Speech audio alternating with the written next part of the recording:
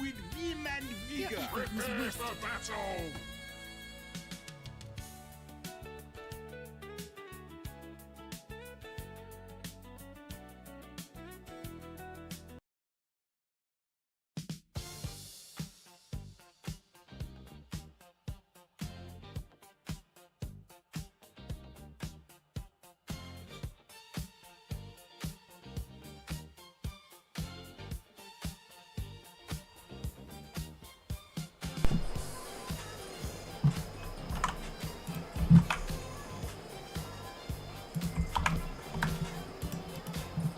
Yes, indeed. Oh, yeah, it's in the bag. Forward. Very fine.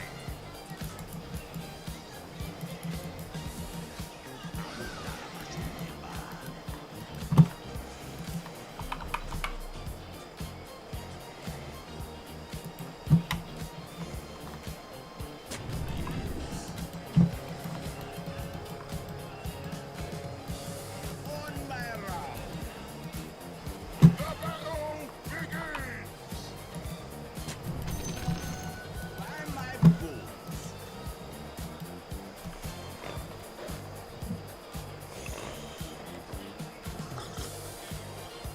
Hello, four viewers. The debate starts in about 45 minutes. I'll jump over there.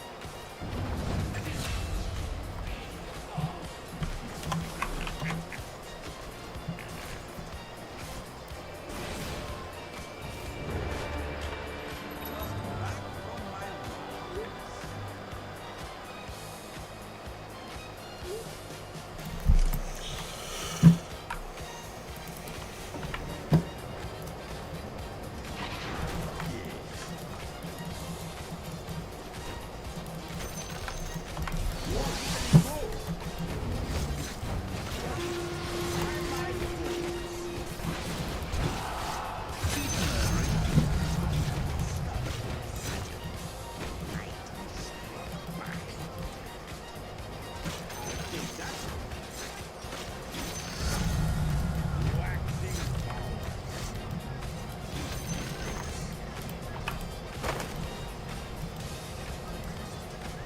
On my round.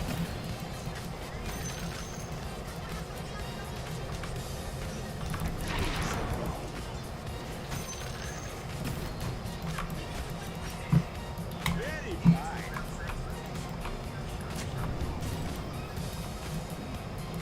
Here I come.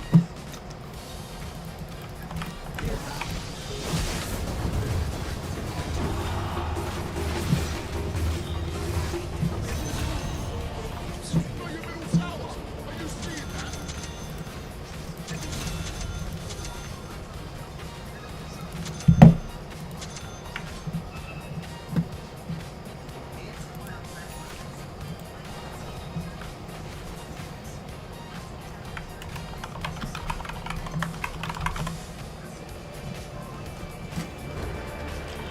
Set your course. Oh shit. Ugh.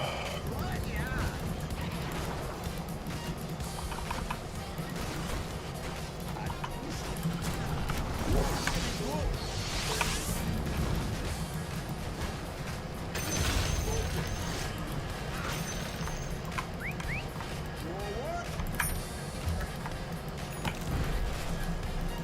With Elim vigor. Here I go.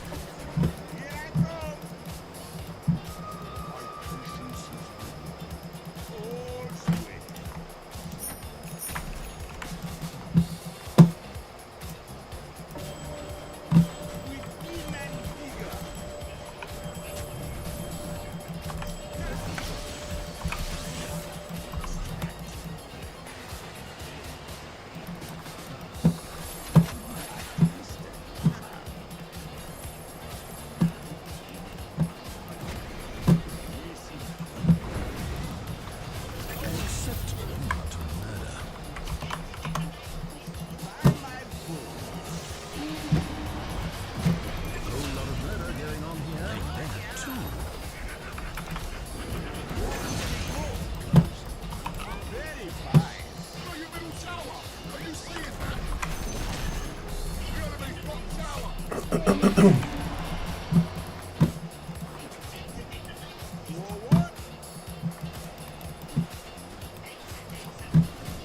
On my round.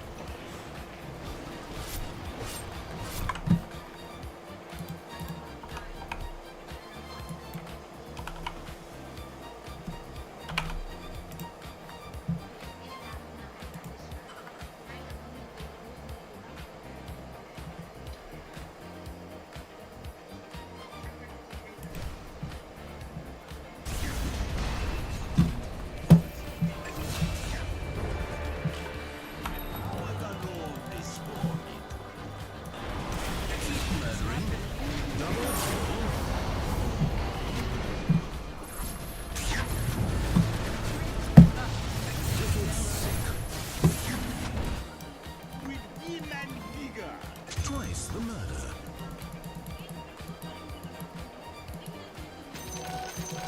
Take that. On my round. Here I come.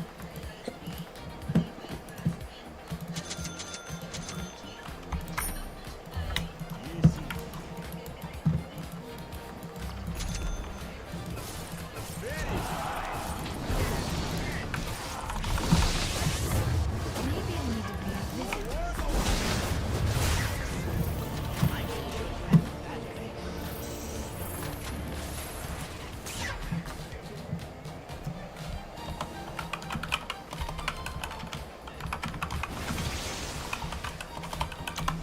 Your middle tower is under attack. Your middle tower is fallen.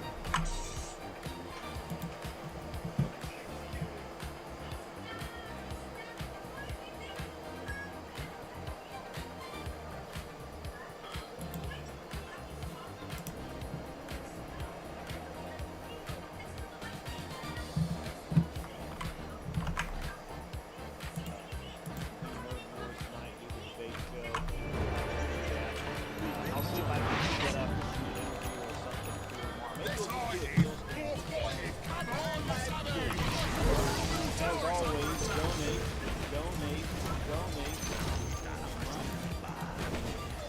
Well, donate often.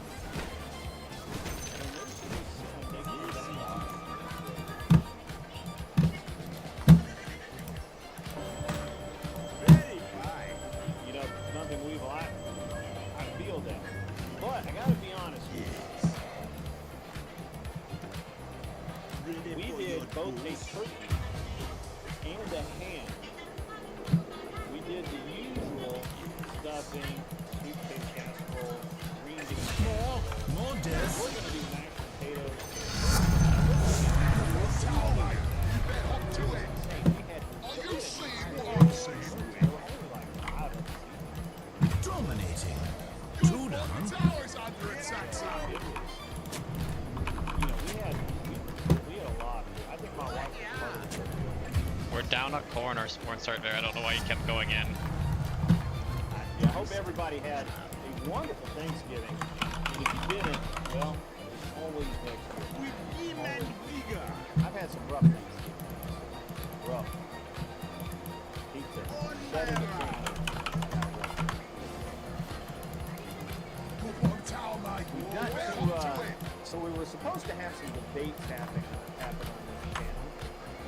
I haven't heard from any of those guys in a while. I don't know. Maybe they just decided not to do the debates. With vim and vigor. Or else. Very fine. But if you would, hey, what's up, Tyler?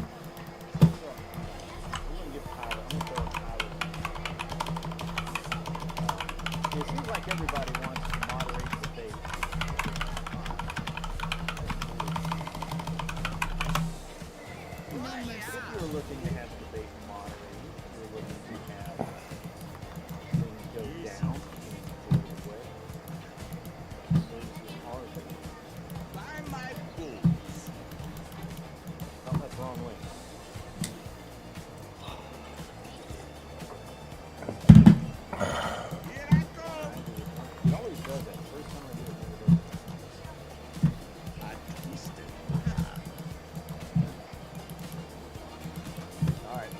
game and then send out the link.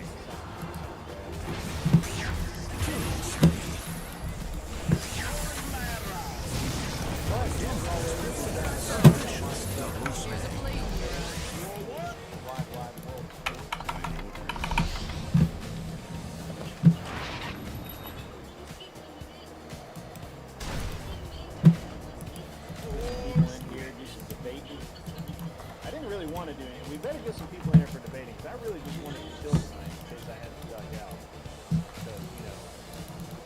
Here I come. I still haven't heard from Anson Knowles. I heard that something happened. I'm not really sure what. I'm not sure that the person who said that something terrible happened We actually team and knows bigger. that something terrible happened. Maybe he does. I don't know. Yeah, we've got a... I got a lot of cool stuff we can talk about.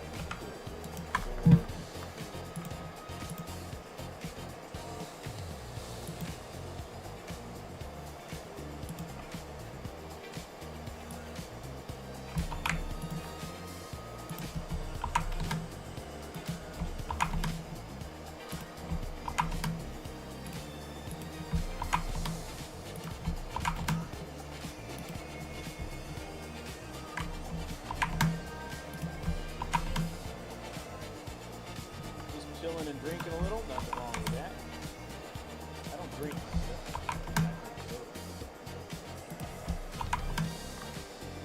A lot of stuff to talk about this coming week. People are just off the plane. And this thing that happened with the National Guard's person, you know, half the people are blaming Trump because he shouldn't have even been there.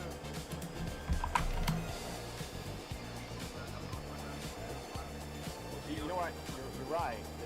She shouldn't have been there because she should have been at home with her family, but she chose, perhaps out of valor, sense of servitude, grace, sense of responsibility. She chose Very to fine. stay. Another story.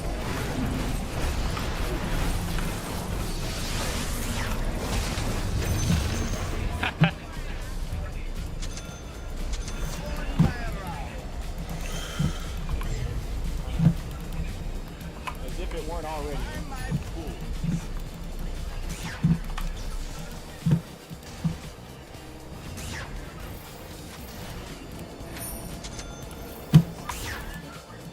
That was one of the strongest alliances back when it did happen. Very fine.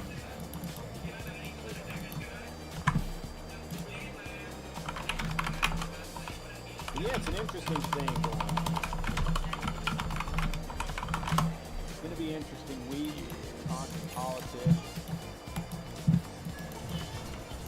All these people are coming out now and saying,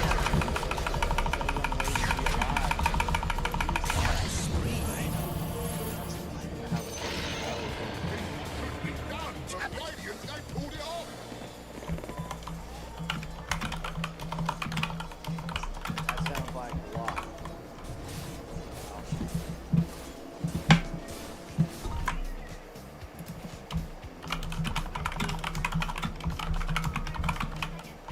If any of you poor souls did in fact brave Black Friday today, I feel for you. I had to go to the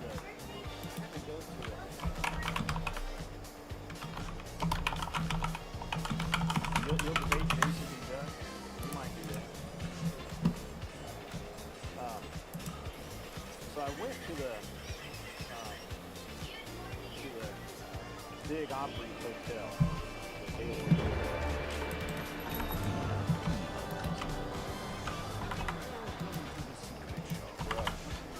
Here I come.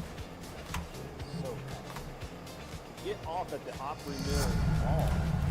Next exit. Back up.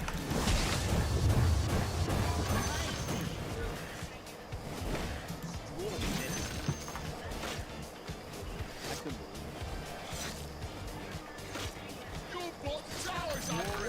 this week, next weekend. I have a rule in my house that you cannot, there's no Christmas decorations allowed out until after Thanksgiving.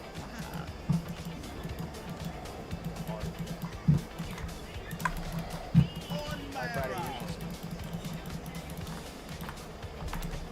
My wife did all her Black Friday shopping. I don't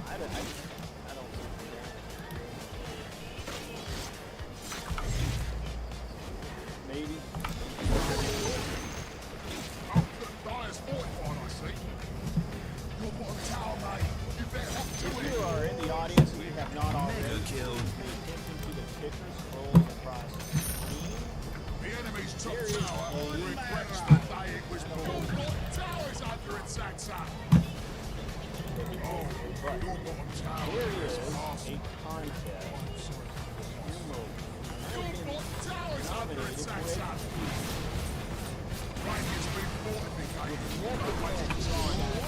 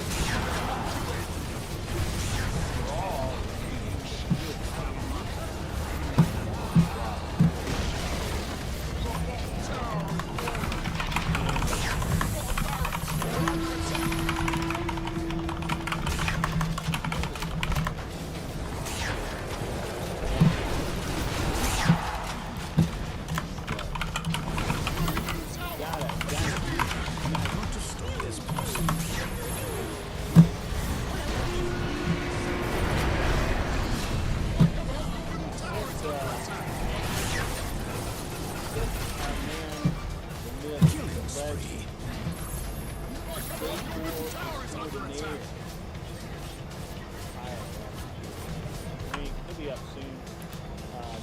I'll drop the link here in a few minutes. Should be cool. I think it's gonna be an awesome night.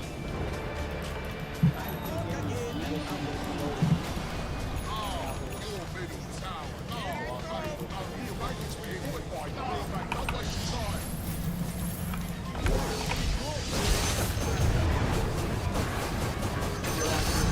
I mean, if we can just fuck around, I don't really care. I really want to do this date night tomorrow night.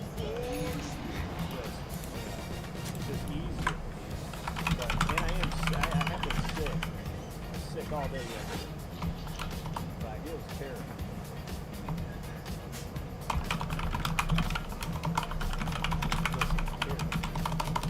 Listen, back to this poor, Jason Boston Thompson. Camera's on. There he is. Look at it. All this cool.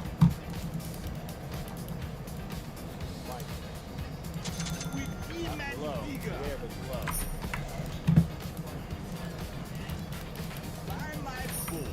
Wait, your top tower is under attack. Your top tower is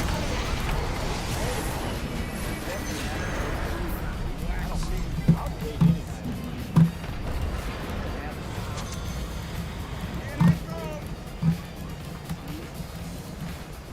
You're balling. Yeah. I just turned you up a little bit. Oh, that's way too. You're talking over the mic. With those sure mics, man, you gotta be right.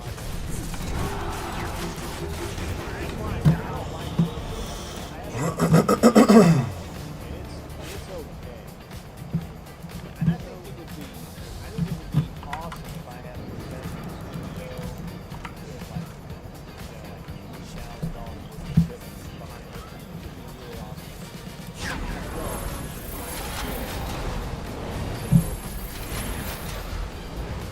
The reality is, I use the Rode podcast.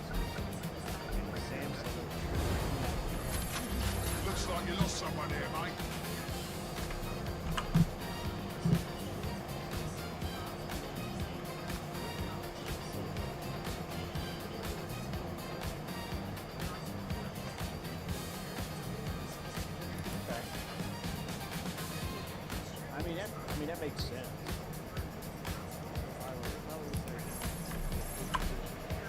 Well, he wants to debate that. He likes to debate that.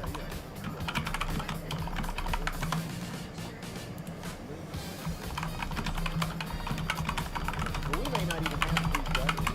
I don't know if Elim's going to show up. I mean, I didn't put this out there. It could just be a real casual thing.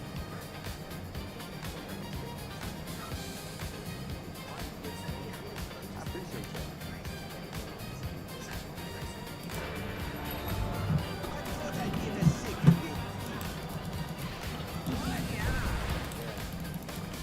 We had a, you know, I have like, it's been kind of up and down. I think I'm just not as, I mean, right now, I don't think that I'm, I mean, like tonight, I'm still recovering from yesterday. I'm not sure, I'm not 100% sure that I'm not still sick. Sorry, I missed that. Okay, sorry. Continue on. Happy with it. Meds in me. You did it, you all. Yeah, I don't. I mean, like, It's okay. I get it's interesting and somewhat Well, I mean, it relevant was good for conversation, everybody else. but I specifically was sick closer all to the day. event. I To be got like, okay, some which kind is of the party of stomach. violence? So this is what happened. But at this point, I don't really. What do we accomplish by saying no? He was on the left. No, he was on the right. I went out and I played some simulator. Yeah, maybe it's better to just Which is talk not about like real lowering the golf. temperature It's not and golf. going around the It's close. vigilantism lottery, so she got the And fun. so we played golf on a Yeah. simulator. So Ryan, can I ask you? Can I ask you something maybe on a slightly I different? didn't understand the physics at first. Once I understood the physics. Slightly different topic. Same thing. You said And that then you I met my wife. well, I think someone else was quoting you. We were essentially saying that you It's didn't about appreciate time. who Charlie Kirk was as a person. Very To fine. be clear, what I said was that I condemn the And we're all having Korean barbecue. And really good. Everything's great. Everything's fine. We go.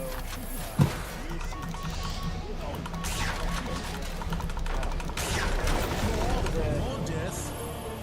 Middle of the night, man, I'm up. And I'm like, I was up from about 3:30 till about 4:30. Back to bed. Woke up and did.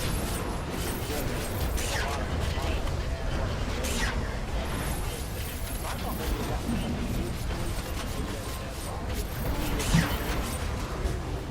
ahead and fix all the while my son basically he took over and out. My son actually did all of it. Did an awesome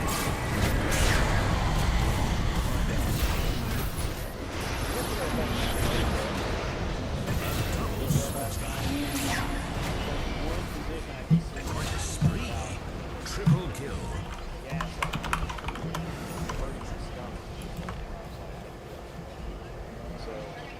I was like, and I never did this one. So I'm like, I don't even have antacid, gas X. I mean, I don't even have any of that.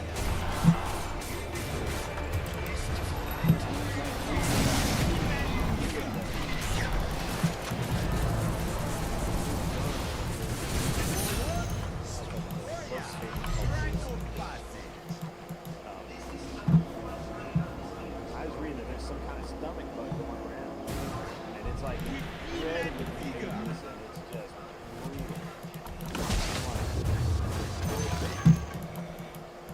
I've heard about the strep, I hadn't heard about the stomach, and I was like, that makes total Very sense. fine. It makes total sense because I was out in places I don't normally go. I was around a bunch of people, and I probably picked it up.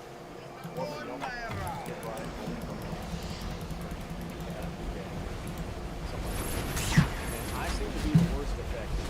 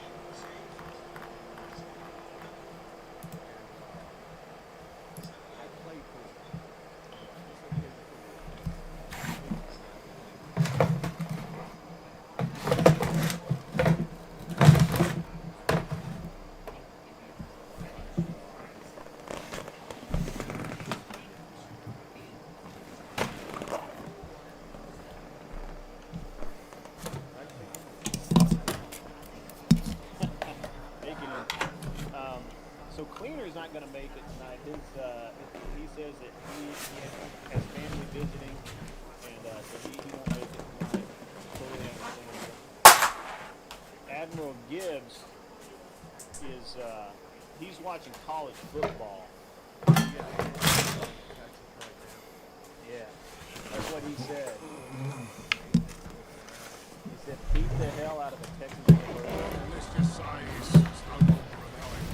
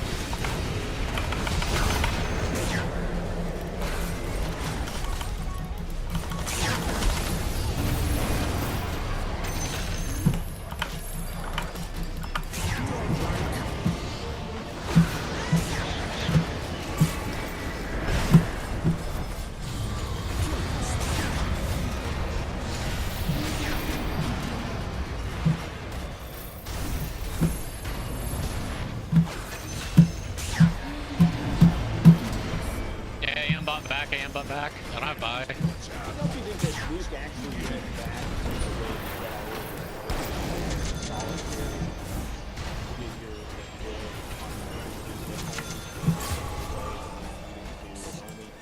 I'm just dead. He is a fucking. When will it stop? That was genius. I would say that that's probably closer to the actual truth.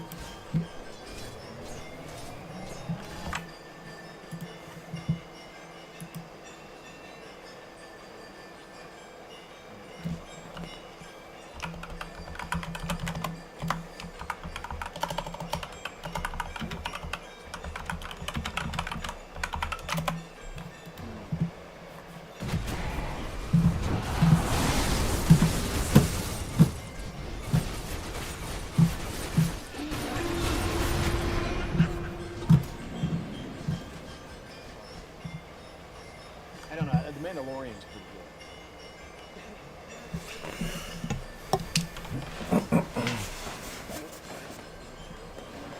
The Book of Fett is awesome. The Book of Fett, if it had been just a little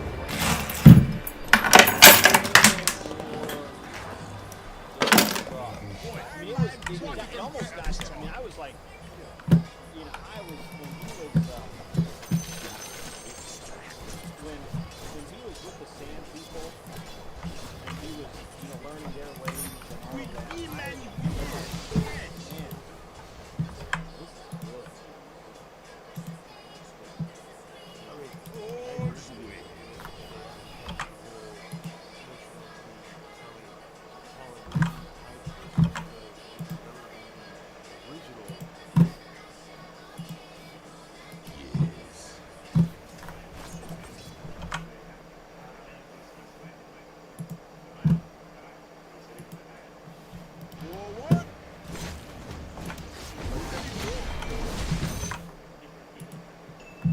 better of the mercenaries. Yeah, one of the better of the mainly because of his father. Yeah. So wait a minute, Boba Fett learned Arabic? No. Oh, I misheard. Boba Fett he learned Sand Raider, he learned Ewok, he learned Jawa. He learned Jawa like pretty fast. Yeah, Sand Raider. I think we're speaking the same language here. Sand Raider. So all right, so and this is a discontinuity in the lore that I find very interesting, right? Like to create the Darth Vader arc, it kind of puts Anakin in this light of I'm not really a good guy. I was never a good guy. I never wanted to be a good guy. I just wanted to be, materially wealthy. He wanted to be secure. He wanted to be. He didn't want to be owned by anybody anymore. And it's a really interesting origin background story because it doesn't really play once it gets into later when he becomes Vader. And I don't disagree with the Thumping Weevil out there that I don't disagree with her that Anakin was just tortured, and really what he wanted to do at the end was he just wanted to die. He did. Like what I gave you like analogy. I don't know if anybody knows like Warhammer, but I gave like Darth Vader as analogy as like Dante. He just wanted to die, but the anger, the hatred, it consumed him. Okay, but this is what we do know from the Darth Plagueis book. Darth Plagueis made it known, like he made an emphasis for Palpatine that Qui-Gon Jinn had to die. Maul had to kill Qui-Gon. The reason why is because Qui-Gon Jinn was the father that Anakin needed. He was the father that Anakin needed. Yeah, I can see that.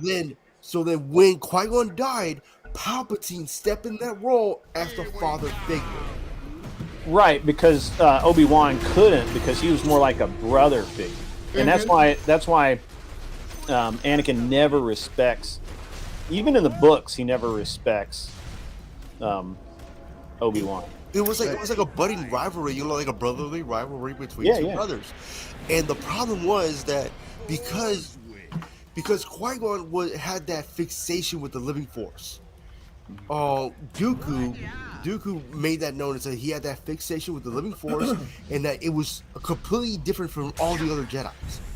So then when Plagueis was like, okay, no, he needs to die, because if this boy stands in the convergence of the Force, then we need to capitalize on this. And even though Plagueis was terrified of Anakin, Palpatine wasn't. Yeah, but I think obviously Palpatine was a megalomaniac who thought that he could control everything when he couldn't. Yeah. Right? Like he look how many times he nearly died. Like he was so close to dying so many times, and only by usually some like divine intervention did he actually manage to continue to live. No, I agree with that. I agree with that wholeheartedly. Is the whole notion that I actually sit there and studied Palpatine for a little bit, because when I was reading the Darth Plagueis book, you could see how Palpatine was trying to manipulate Plagueis, but Plagueis, in success of manipulating Plagueis, but Plagueis, he had that little too trusting of a factor. And that guy's audio's loud. Yeah. Bro, what's up, Ancom, Psycom? Yo, how's it going? Look, it's good. It sounds good now. I will say 10 toes down. Yep. That Darth Vader would have never turned to the dark side had they just allowed him to tap that sweet boot. No. They would have openly. If they didn't make him hide his relationship, he'd have been completely fine. I actually didn't understand it. By the way, this is something that bugs me about this, right? So when and maybe it's explained in a manual, a book somewhere that I haven't read, but when we see Anakin and the princess meet, Padme. When they meet, he's like 12. Yeah. He's like 9. He was a child. No, yeah, he was a child. He was 9. Child. He was 9. She was 14. Yeah. Was she 14? Because she looked like 14 20. in the Plagueis book. She was 14. They always make them look like that in the movies, but yeah, the ages were 9 and 14. Yeah, Okay. because That makes a lot more sense because I was like, damn, dude's got some major game up here. yeah. Okay, so how in the Darth Plagueis book, when they discovered Anakin, he was 9 years old. Count Dooku told Palpatine about Anakin. He never knew about Anakin before that. They Plagueis and Sidious felt a convergence of the Force. They felt something in the Force. They just didn't know what it was until Dooku, of all people, said, "Oh, Qui-Gon, he found this boy. It says he's a prophesied chosen one, like 9 years old." And because there's a strong implication in the third film when Sidious is telling Anakin about Darth Plagueis the Wise, and specifically, there's a really strong implication that it was either Plagueis or Sidious that caused Anakin to be born. It was Plagueis. Because Shmi did not remember. It was Plagueis Yeah. because It was Plagueis because in the book, Plagueis. Because in the book, Plagueis and Sidious were meditating so deep into the Force that the Force started to run away from Plagueis. They were searching for immortality. Plagueis' whole thing was. Well, Plagueis mainly was searching for immortality. Okay, well, so how old was Sidious when he was found and made it into 17? Yeah, so he was even older. Like, nobody wants to train older Jedi, and that's why nobody took Anakin seriously. That's why he was they forced him into the Jedi Order. Like, they forced to be able to train him. And even Sidious himself, like, he was, I was told, or from what, I know, that Sidious himself, he didn't go into the Jedi Order at all. He kind of just went straight into the dark side. No, babe, look. Plagueis found Sidious at 17. Plagueis manipulated Sidious into killing his own family in the ship. You heard the book. You heard that section. Mm-hmm. Sidious never went to the Jedi. Never. No. There was never implication because like his father Kusinga didn't understand what was going on. But then when he realized it was the Force, it was far too late. Well, that's what I was saying. He never was Sidious. But you also have Sidious on like the mid or outer rim of the galaxy where he grew up? Because generally speaking, he grew up in Naboo. Okay, yeah. See, Naboo is in the inner rim of the galaxy, so like he should have been tested automatically by the Jedi. But here's the problem with that: Kusinga was part of the noble class. So the noble class the part of the noble class, the Palpatine class, they're very hush hush and very secretive. So then, if the Jedi Order tried to come in at any point in time, they were like, it didn't work. Yeah, makes sense. Now, here's the thing, too. The Jedi were around Plagueis when he was a kid.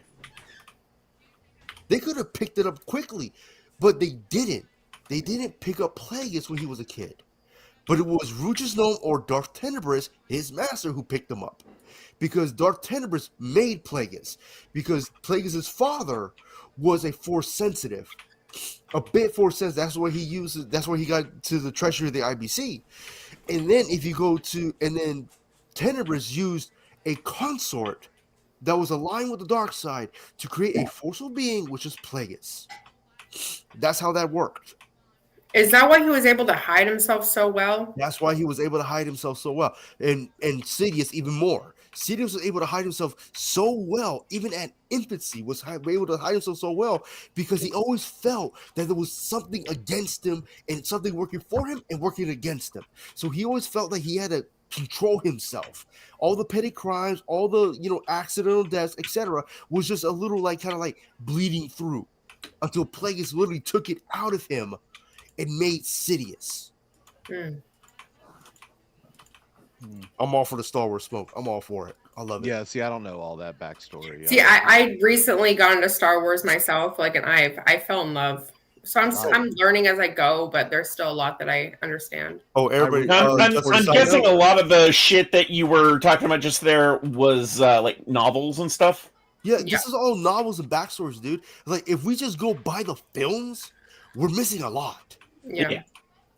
And just a side note, tomorrow is Thumping and I's first year anniversary, so yay! Nice, congrats! A first wedding anniversary. Awesome. See, I told you he wasn't gay. Maybe a little still. I don't know. I'm still figuring it out. Just trying to figure it out. Well, I mean, hey, you know. But see, if We we're live going in to a talk about don't ask Anakin, if we're going world. to talk about Anakin, we have to talk about other Siths because after Order 66 and after the destruction of the Jedi and the fall of the Republic, Sidious took Anakin, which is now Darth Vader, into Korriban. Sidious basically told Darth Vader to walk around Korriban. He went to the tomb. He went to the tombs of the Dark Lords. And what happened was, he ended up in a weird kind of like manifestation of the Force. Ended up back in Coruscant in the Jedi Temple. And he sees a figure looking at scrolls and books and data crons, and data pads. And he's like, "Hey, who are you?" Dude turns around. It was Darth Bane. The manifestation of the dark side brought out Darth Bane to Sidious. I mean, not to Sidious, to Vader. To Vader, and basically Bane told Vader, "You're the product of my efforts. You're still a boy that's afraid of the sand." He always hated the sand. He always hated the sand. So, but the problem was this: Bane, even though the combination of the imperative, the rule of two, the destruction of the Jedi Order was fulfilled, Bane still wasn't satisfied because he felt that Vader was too weak for it. Mm-hmm. He ended up being proven right. He seemed to be proven right because then Malgus showed up. Then Darth Malgus showed up out of nowhere. He said, "Oh, you think you're the first to ever slaughter Jedi? Pfft, I slaughtered Jedi. I don't give a fuck." Yeah. But Vader made the point to Bane, saying, "Look, you may be the first, but I am the last," and that's that. And then, I mean, in the end, Vader kind of was just a pawn at that point. He was just a pawn in their. Well, yeah, I mean, I think that was all. Anakin was always just a pawn. Yeah, he was, and that's what Anakin doesn't understand. Is like that's what Darth Vader never understood as well. Is that in the end, he was a pawn, and he thought he was higher. Like it was like that hatred. Like it drove him. Well, you have to remember the rule of two is one embodying the power, the other to crave it. Sidious always embodied the power of the dark side. And he craved, and Darth, I he know, didn't crave it as much as he's supposed to. He didn't crave it as much as he's supposed to. The only time he truly craved it when he was training Galen Malik. That's the only time he truly craved the Dark Lord. But it just didn't happen.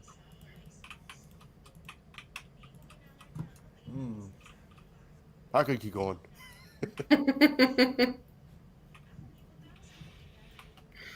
So, Gridge, you said you had a lot of topics for a chill panel. Is one of those the Somali funds that I brought up the other day that the guy that was doing that stole that $7 million from Medicaid, gave a bunch to Somali terrorists? Yeah, Somalia? dude, that's crazy. A judge let him go. Wait, what? Oh, you didn't hear that part? A judge let him go. Yeah. I think I did hear that part, but I honestly thought that was a joke. No, he's a sweet, innocent baby angel. The reason he stole that $7 million in Medicaid was to feed his family. It's actually root causes that cause crime. And if you go against non-people of color, then you're racist. So. Wow. What's up, Emmett? How are you? Good to see you. It's been a while since I've seen you. We're not talking about the politics of the galaxy. We just got stuck on it for a minute. It's interesting right now. It's an interesting time. So that's crazy. Yeah, just don't worry about it. Let him go. It's fine. Cool. Wish that. Yeah. That's. I've been listening to a lot of Lovecraft lately, and I'm in fucking like miles and miles, oceans deep into Lovecraft. Excuse me. What was that cat's name again? What's that? The Lovecraft cat. What was that cat's name again? What was that cat's name? Never mind. No, if you know, you know. Like. Oh wait, yeah, I know that cat's name. Yeah. Yeah, Lovecraft had a fun time naming that cat. I'm sure. It's TOS. It's TOS. We can't. Oh, extremely. Yeah, I guess if you know, you know. If you know, you know. Like he was weird. He was weird. Yeah. So, what do you? I mean, you know, I know that this is not, this isn't sci-fi related. But what do you think about the shooting at the Capitol? Okay, that's just, man. I feel bad for those soldiers. They're brand new fucking privates, too. Brand fucking new, straight out of fucking basic. Those poor privates, like, yeah. Well, the girl apparently was supposed to have been home, but she stayed to let another soldier go home. Yeah, and you know what? I commend her for that because I did that. Whenever the holidays came around, I let the soldiers go home. I didn't go home. I was at a whole other place, whole other state. I was like, hey, look, take this, let the soldiers go home and see their families. I'm fine. I'll work, whatever. So, I don't care. At first, I heard it was radical Islam, but then after looking into it, this was an Afghani that was working with the U.S. government and came over because he was fully vetted and everything. And it seems like he just snapped. But remember though, dude, that they will lay and wait for years and years and years and years until the right time to strike. That's their game. That's anyone's game if they're smart. Yeah, but I just don't think there's any evidence that he is doing that. It looks like he lost his mind, lost his marbles a bit. To be entirely fair, like if that was going to be the motive for this, he went small, like way too small. It doesn't matter. Like it doesn't matter. One. No. All I'm saying is that that as a motive for what he did doesn't make a lot of sense, because if that was his motive, then it seems like he would have gone for a bigger target than shooting two National Guard officers. He gets to Muslim heaven, and they're like, you get like 6 virgins for that, bro. That's it. Like, come on. Oh, wow. Joke's on them. There's no such thing as Muslim heaven because they're all fucking pagans and they're going to hell. Hope they boil in excrement. Listen to what God says Every last about one of them. respecting the Abrahamic religions in the Bible, okay? It's not an Abrahamic religion. It's a pagan religion. Yeah, aren't they? Yeah. What? Yeah, okay. You two guys. No, they base the origin of their faith on Abraham. So so you ever heard this conspiracy theory? Muhammad tried to be a Jewish prophet, and he failed because he couldn't do what every 12 and 13-year-old Jewish boy and girl could do, and that's read the Torah. Okay, so that's why Islam was created. It was created because he couldn't cut it as a Jew. So I actually had, there was a myth, I'm sure it's a myth or a fairy tale or whatever you want to call it, a conspiracy theory, if you will, floated around about 4 years ago, that the Catholic Church had actually authored the Quran and given it to these prophets to sow dissent between especially with the Jewish. So I mean, it's a possibility because of the time frame when Islam was created. That was it is. I mean, like if you like look at it like really squint really hard and look, it's like that's a conspiracy theory I could buy into. But the Catholics were so European frickin' pilled that I don't think they could have written the Quran. But this was this was like 500 AD, so they hadn't really they were still very much in their Greco-Roman phase rather than their European phase. Yeah, I agree with it. Yeah, that's why it's so plausible. Is that it was apparently there's a entire theory that the Catholic Church actually wrote the Quran and gave it to the prophets and made it as a tool to be used against other religions, especially the Jewish and the pagans. So, because it's based in Christianity. So, very fun. I mean, I don't believe that. I don't believe that. I think it's been debunked, but it was all the rage for a while.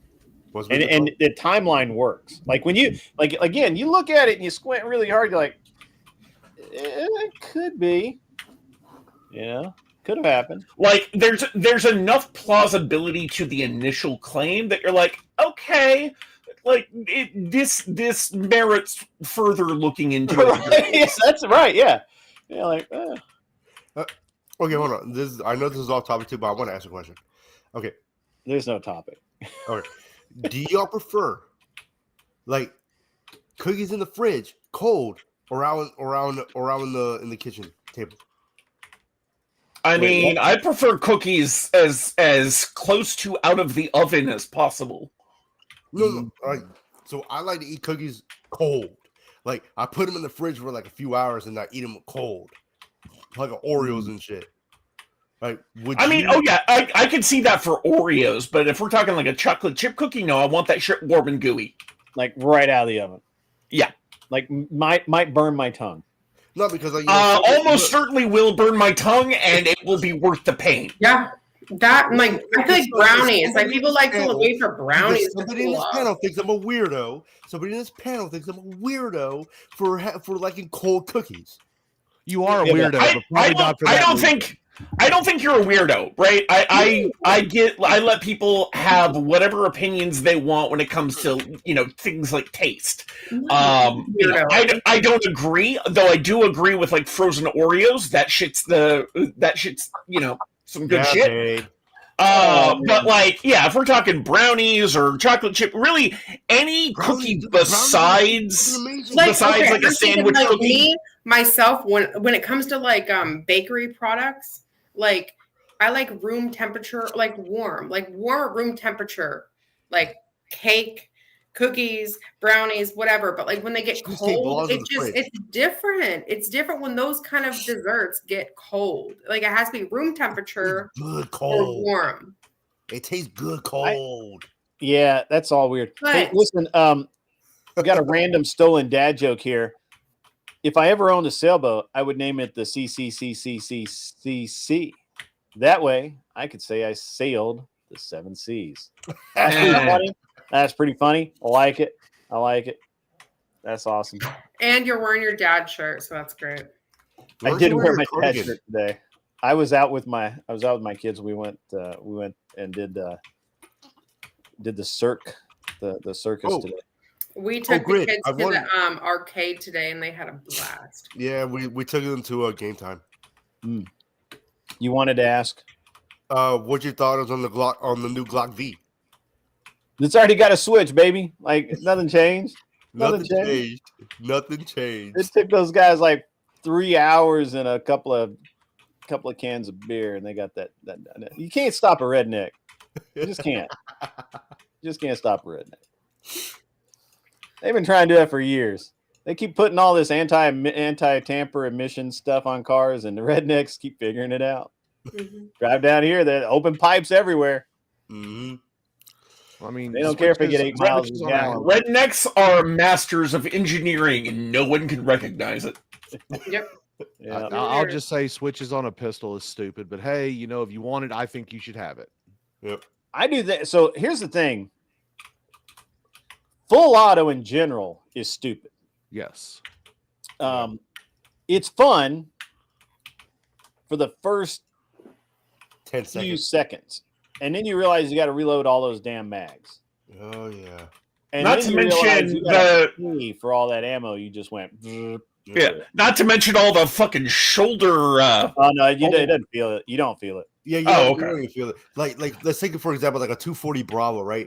That 240 Bravo, you barely feel that whenever you're firing it. It's the when you're firing, is it like? But does it leave an after effect? Is what I'm curious about. Because sure, you won't feel it in the moment. 240 gunner. I was a 240 gunner. Okay. And to say that you don't feel it, you've never fired one. Yeah. I fired 240 all day. I fired 240 while I was back in Armory. Well, so I get where both these guys come from. So it's not with full auto, especially with like a mid-sized cartridge like 5.56, 6.8, 300 blackout, pistol caliber like 9mm is like not even like who cares.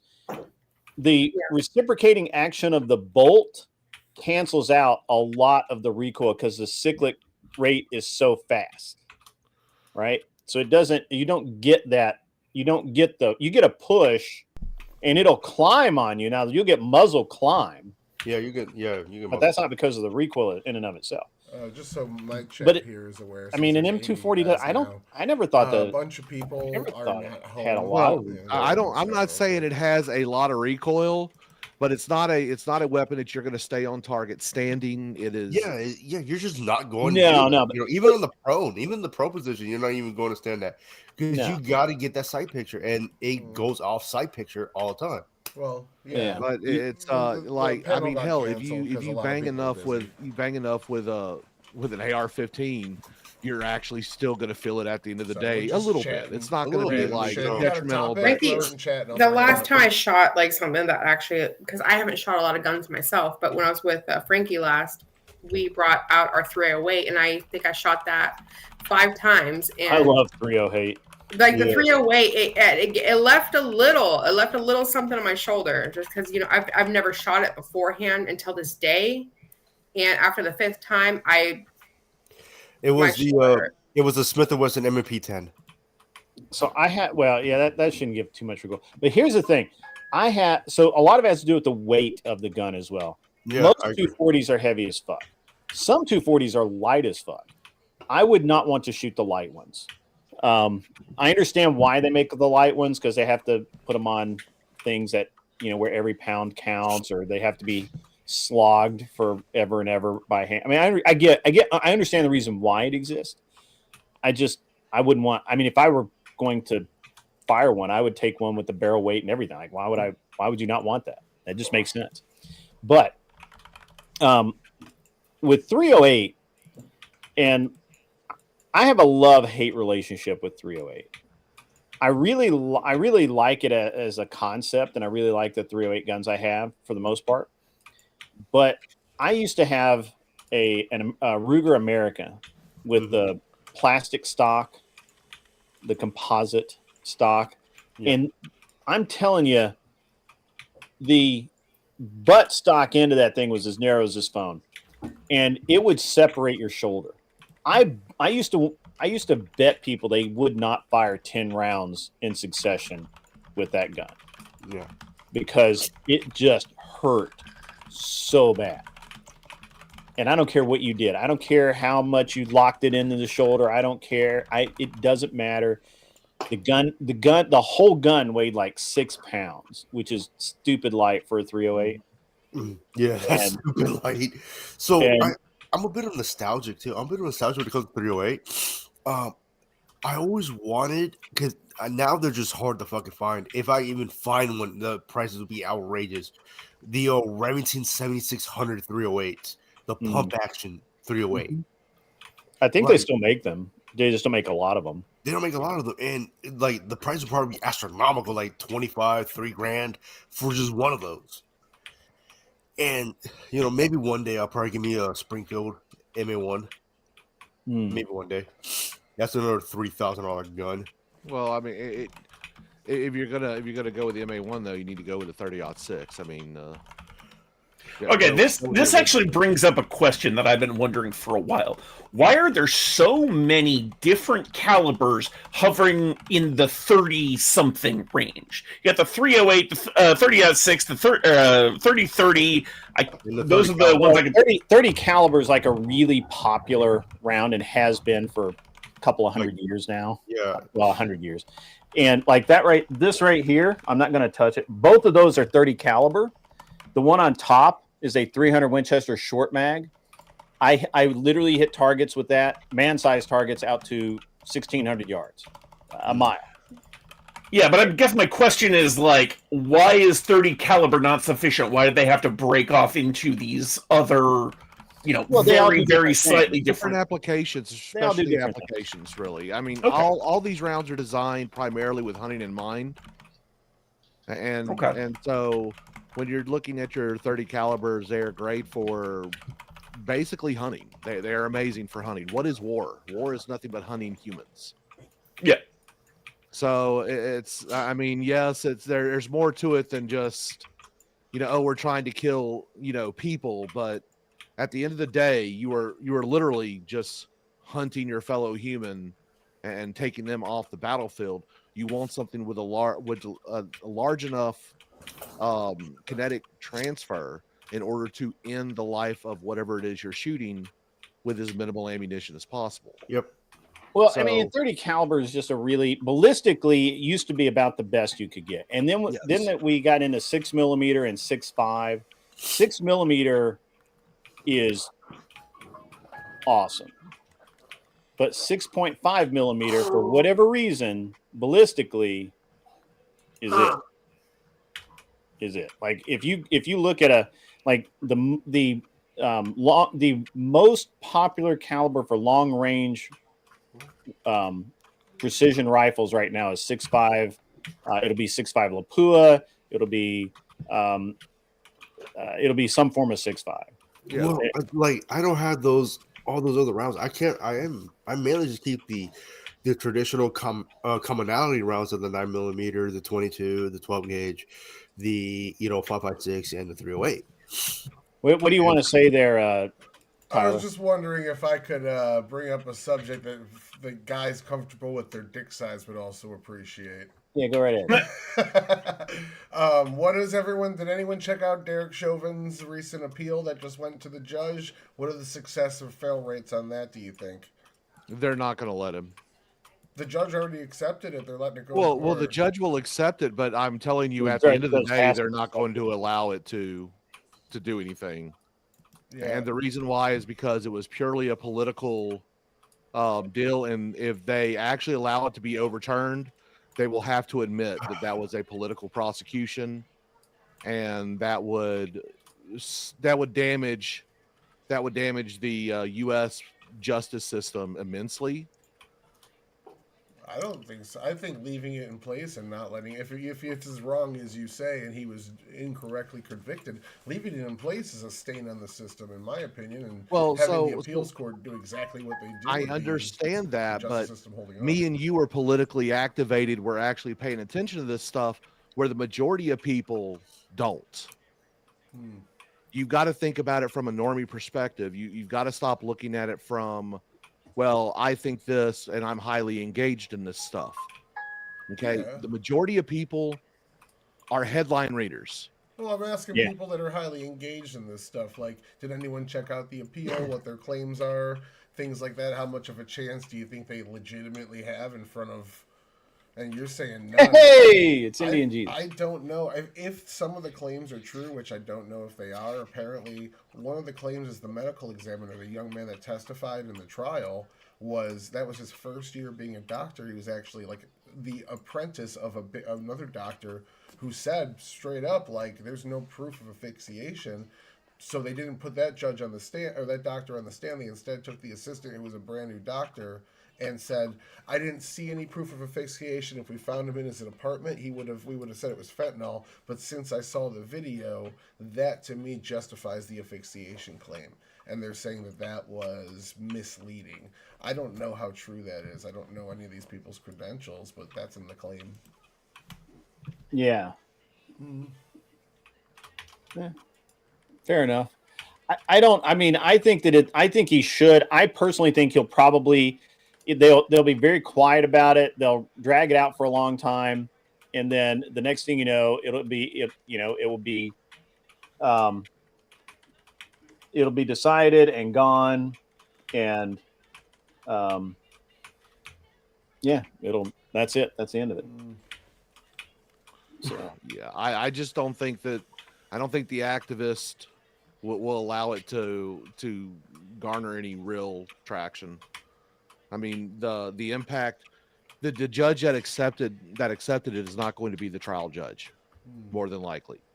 So it's going to go into the pile, and you're going to get a Boasberg, or you're going to get another one of these activist fucking judges that are just going to say, no, we can't do this. I think at this point it goes in front of an appeals court. I think this is an appeals panel of judges. But the trial judge for the appeals will not be a panel. That the trial will be with one judge presiding, and then the panel will go and sit down. So your judge can still manipulate, and I could be wrong. I mean, I'm not a lawyer or anything like that, but I don't have faith in. I believe that the bureaucracy will do what it can to protect itself and its legitimacy. I mean, I in a way I don't disagree with you, but at the same time, I kind of do disagree with you, because I think that they can't hide. I mean, the problem is they can't hide the evidence forever. The cat is out of the bag, right? Like the Kennedy assassination would like to talk to you. They did the problem is that they didn't have 30,000 people with video cameras, and they didn't have all of the evidence, which they've already admitted to having. If I would agree, I would actually agree with you if they didn't have all of the evidence that they have. The fact that they have all of the evidence that they have, the fact that they have the medical examiners who have said that, yeah, we don't like the way this went, but it's 57 officers right now from the Minnesota Police Department have all signed sworn declarations saying that they were taught that specific knee hold to the neck and back in training, and the testimony given in trial was not true. Right, and the medical examiner that dissented to begin with originally said that, that they knew what they were supposed to say when they came onto the stand. Like, they knew that there was no dissenting opinion. They weren't there for the truth. They were there for an agenda. Yeah. And the now you can and I would 100% agree with anyone who said, well, those sons of bitches need to be strung up. I would agree with that. 100%. I think that it's a dirty ass thing that they did. They lied in court on record, and getting them to go back on that is going to be rough, right? But I do think at some point it's all gonna come out, especially since they've got the pressure off, and it's going to quietly go away. I mean, it's going to quietly be that and he'll get out, and he'll be in his condition of his release is he can't talk about any of this. He can't go on a media tour or any shit like that, and he'll end up living in like an outer Mongolia or something somewhere. So you're basically saying they won't overturn the conviction, but they may grant clemency or something along those lines. I don't know. If they overturn the conviction, they can't do anything to stop him. Right. I don't have something to hold over his head. So I don't know, man. I don't know. Yeah, because then they can't tell him, like, NDA, maybe you got a 5-year NDA, then he goes out and writes a book and sells the gun he killed whoever. Well, that was Trayvon Martin, but that's what... Yeah, they might do clemency. They could do that.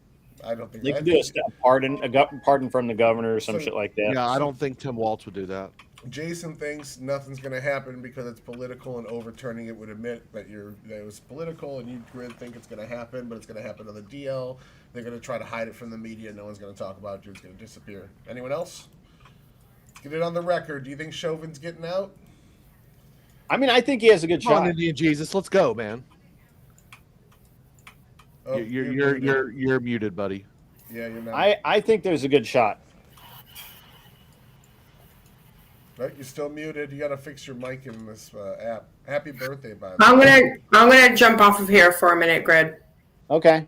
I'll probably be back. So we're obviously just fucking around. That's all right. Yeah. No, it's fine. I'll be back here in a second, so it'll be cool. All right, bye, you guys, for now. Bye.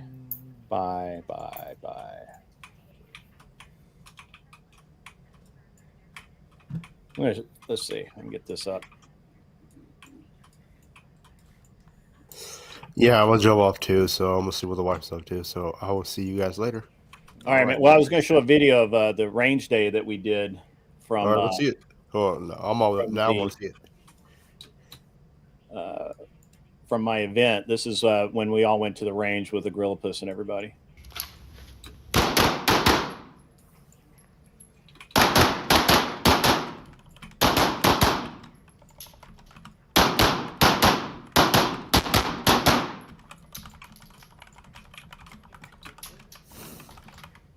I do like the footwork. That's all you get for a dollar. I do like that sexy walk. Thank you. Appreciate that. All right. I will see you guys later. All right. We'll be around, more than likely. How are you, Indian Jeebus? Your mic is not working again. His was working. I heard him. He does have a good voice. I mean,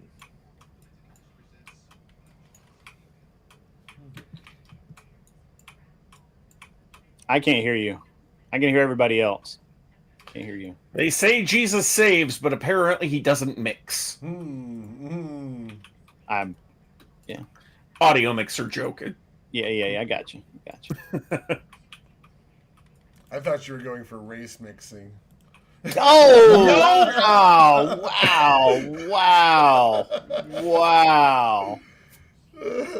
Wow. I still can't hear you. Check. What did you do? It was fine. We heard you. Did you mute? Do you have a mute button on your mic? No. Okay. Dip out and come back. There you go. How many times does Trump load his dipes a day? I don't know. Not those two. You've drank too much today. I mean, he's getting to that age where he might actually have to, look, if he does, I just find it interesting, all the obsession with things in Donald Trump's pants. That is interesting. I'm going to agree with you on that. Look, I agree. Trump is old and everything else, but if all you have mic check. Yes, it works. There you go. It was on the wrong setting. My bad. Whoops. Yeah, if all you have is Trump has a tiny wiener and he poops it all the time, you really got to find something more legitimate to critique. And there's plenty there. Yeah, obviously. Plenty there. But I that's felt not bad on the list. when people went too hard against Joe Biden's age. It built sympathy for him, with me personally. So, like, if you're going to go after Trump for getting old, I watched that happen to my grandpa. It's like you're just soliciting sympathy in me, making me think of my old grandpa who was dying. It's like, oh, that poor guy. Like, well, I call Biden the potatoes. I mean, I openly said he wasn't actually the president, and what was going on was a form of elder abuse. Joe Biden was elder abuse for sure. 100%. Yes. I mean, nobody can deny it. Or if somebody denies that, they're a special kind of evil. Well, I mean, yes, but it was a means to an end in their opinion. So, I'm sure that they had something going on there.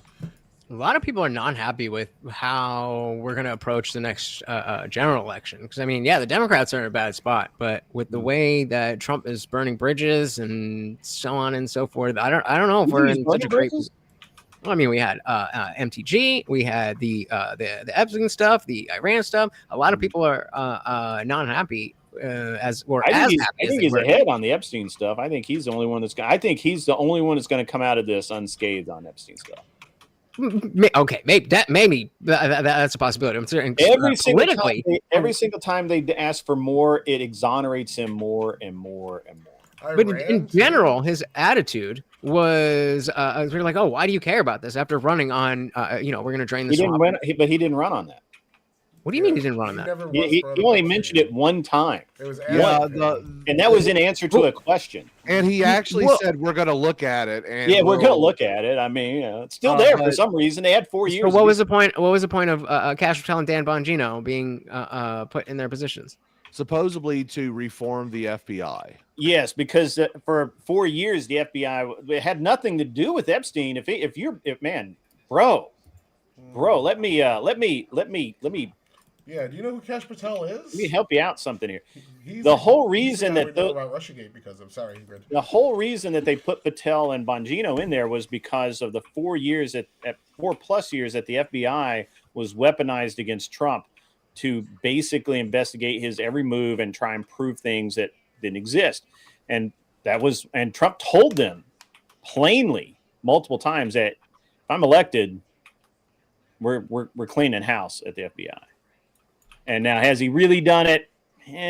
Not really. Not effectively, right? I mean, they fired some people, but not enough. In my opinion, they need to gut the FBI and start rehiring. Maybe try Princeton instead of Yale this time. You can't do that because look at what happened with defund the police. Once they fired all those cops, getting them back has never happened. I don't want it. I mean, just replace them with different. Sorry, Ancom, I cut you off there. Well, you guys don't care about that Epstein stuff, really? No, I actually do. I think it needs to come out. I think it needs to come out fully redacted. So the only reason I care about Epstein at all is for how bad it's going to look for the Democrats. Well, I want them screaming for it. I want them screaming for it because I know every single time that we have evidence come out, every dump of data they have, every single thing, it's always there's two people that it affects every single time: Democrats and people in the UK, and that's it. And every single time they do a data dump, it shows Trump in a better and better light every single time. But then, why do you think he would be? Why do you even if he personally didn't promise this, he was definitely pro. Epstein, we don't like him and all that, and a lot of the base was certainly focused on Epstein didn't Epstein himself, all that kind of stuff. I don't think anybody on the right cared about it. We run in different circles, saying, "God damn, God damn." I think that was at the top of the list of most of the people that I know. So, I'll tell you, I want that stuff because I want to know what our government is involved with. But honestly, in the grand scheme of things, we have a woman sitting in prison who is guilty of, who supposedly is guilty of trafficking children to nobody. Either produce the list of who all she did that for, or you release the woman who was convicted of doing the not crime. Trafficked to Jeffrey Epstein, didn't she? Well, so they really don't even say that. Not. I'm pretty sure that's exactly what she was convicted for, wasn't it? It was giving young girls. No, she got convicted for trafficking. They changed it at the last minute. It wasn't pandering. It was I don't think it was trafficking. Facilitation. I think. Yeah. That sounds right. But the deal is, if she facilitated trafficking of children, cool. To whom? Because Jeffrey Epstein is not listed, and that's where I have the problem. Look, I think she is guilty of doing something bad, mischievous, and otherwise. I have no problem saying that. But what I want to know is, and it's the same issue that that we had with the Trump conviction on the business practices. He could be guilty. He could be guilty on a felony, but we're not going to name the crime. Okay, that is un-American. Okay, if someone is convicted of a crime, name the fucking crime, show the evidence. And so I have a problem with vague convictions. I think I'm in that kind of that same boat, right? Like the only reason I care anything about Epstein is I just want to know. I just want the answers, right? And that's only. But I don't care. But in the grand scheme of things, they don't affect me. They don't affect a single thing politically. They don't affect where I vote. They don't affect who I vote for, really. Well, other how than could that, you know that without knowing who is? I know there's no list, but just colloquially speaking, how do you know that without knowing who's on the list? I think there is a list. And just real quick, just to be clear, I'm not disillusioned that we released the list and then a bunch of high-powered people are going to be charged and the world is going to be. I get that, but I think on principle, this is information that we need to know. I don't know for Trump to be downplaying it. But why? All right. So here's the thing: if it's just a bunch of billionaires and people in power that you can't touch, that'll never spend a day in jail, all it does is distract from real issues like the Russia-Ukraine war is still not over. Zelensky is still committing war crimes every single day. Zelensky's still being a criminal every single day. Don't hear a damn word about him anymore. So I don't care about that. Because everybody's focused on Epstein, who's dead, and it doesn't matter. No, he's not. He's alive. Well, okay, so He's back on his island, chilling. Hold on. So Ghislaine Wait, Maxwell he's was the conspiracy guy. Yeah, and that's why I think Trump switched up. There's Ghislaine no question that Maxwell- something happened. Ghislaine Maxwell was convicted of 5 crimes. It was conspiracy and enticing, conspiracy and transport, and then the 5th one was sexual trafficking of minors. That was the big one that got her 40 years. All the 5 of the targets were Jeffrey Epstein, who she was trafficking and conspiring to traffic for in all 5 of her cases, or all 5 of her charges. So it wasn't vague. Like, it was pretty clear that she was actually trafficking minors across state lines. That's why it was a federal charge. Well, there you go. So I just Fair enough. a lot of the Epstein. But shit wasn't that bullshit. from back in like 03 though? Wasn't it like a really old? It was all old stuff. It may have been, but at the end of the day, most of the Jeffrey Epstein shit is bullshit. There's actually 0 ties to Mossad. That comes from one guy's book. That comes from Jeffrey Epstein apparently saying this. Shots fired from the chat. Saying this while drunk to his ex-girlfriend, and then he also hung out with a former prime minister. Like, most of this is hobnobbing. Rich people hobnobbing that all rich people do. I don't think anyone that's sane believes Oprah was going there during lunchtime to sacrifice babies at Epstein Island. She's probably just having lunch with Jeffrey Epstein, like she says. So, BB is... And either one is fine with you. Yeah, Jake, again, we went over this in 2024. The Biden administration did an investigation into Israel's actions and all the goods that we sold them and found 0 proof of war crimes. So I brought that up in the debate, and the only thing I got back was no investigations. So, I mean, you're going to have to deal with that one before you throw that out at me. Epstein's definitely like, wow, we got some conspiracy theorists out here. I like it. So, I do. But no. Wait a minute, Grid. Hold on. You're telling me that you just believe everything that the establishment tells you? No, I just don't believe everything's a conspiracy.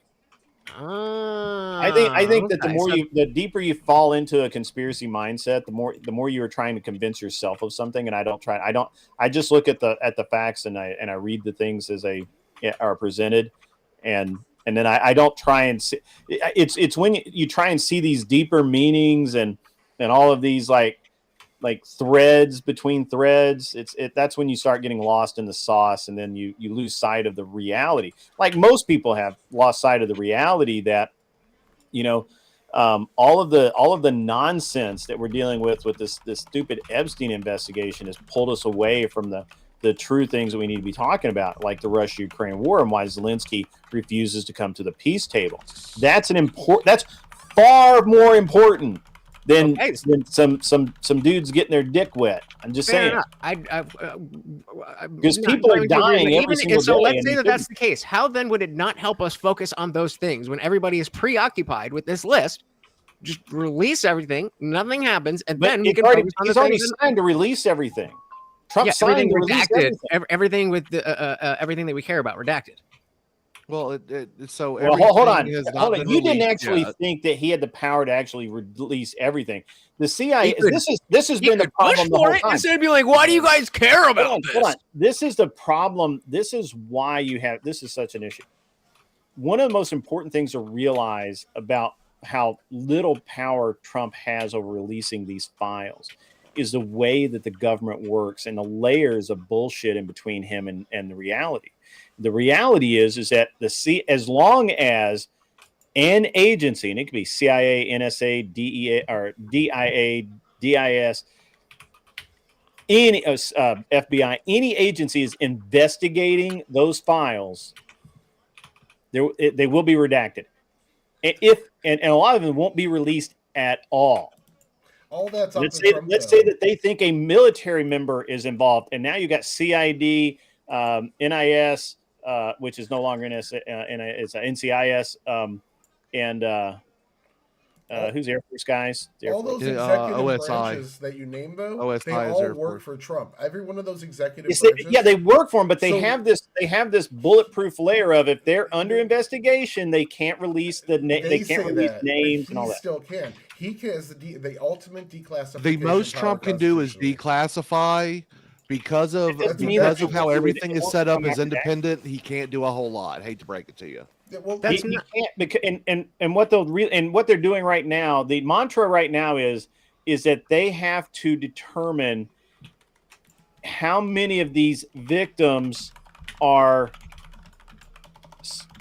or may possibly still be were minors at the time and all that, because there's like laws about releasing that information. This is just a cesspool of nonsense where normally you just release it and it'd be fine. You can't do that. He can declassify things, but he can't. Yeah, with the power of his mind. No, he can't. Yeah, I'm not saying with the power of his mind he should do this, that, or anything. I'm just laughing at Uncle Fatty here. Uncle Fatty came in and throw some grenades. But the notion, the thing that I'm upset about is not that he can't do things that he can't do.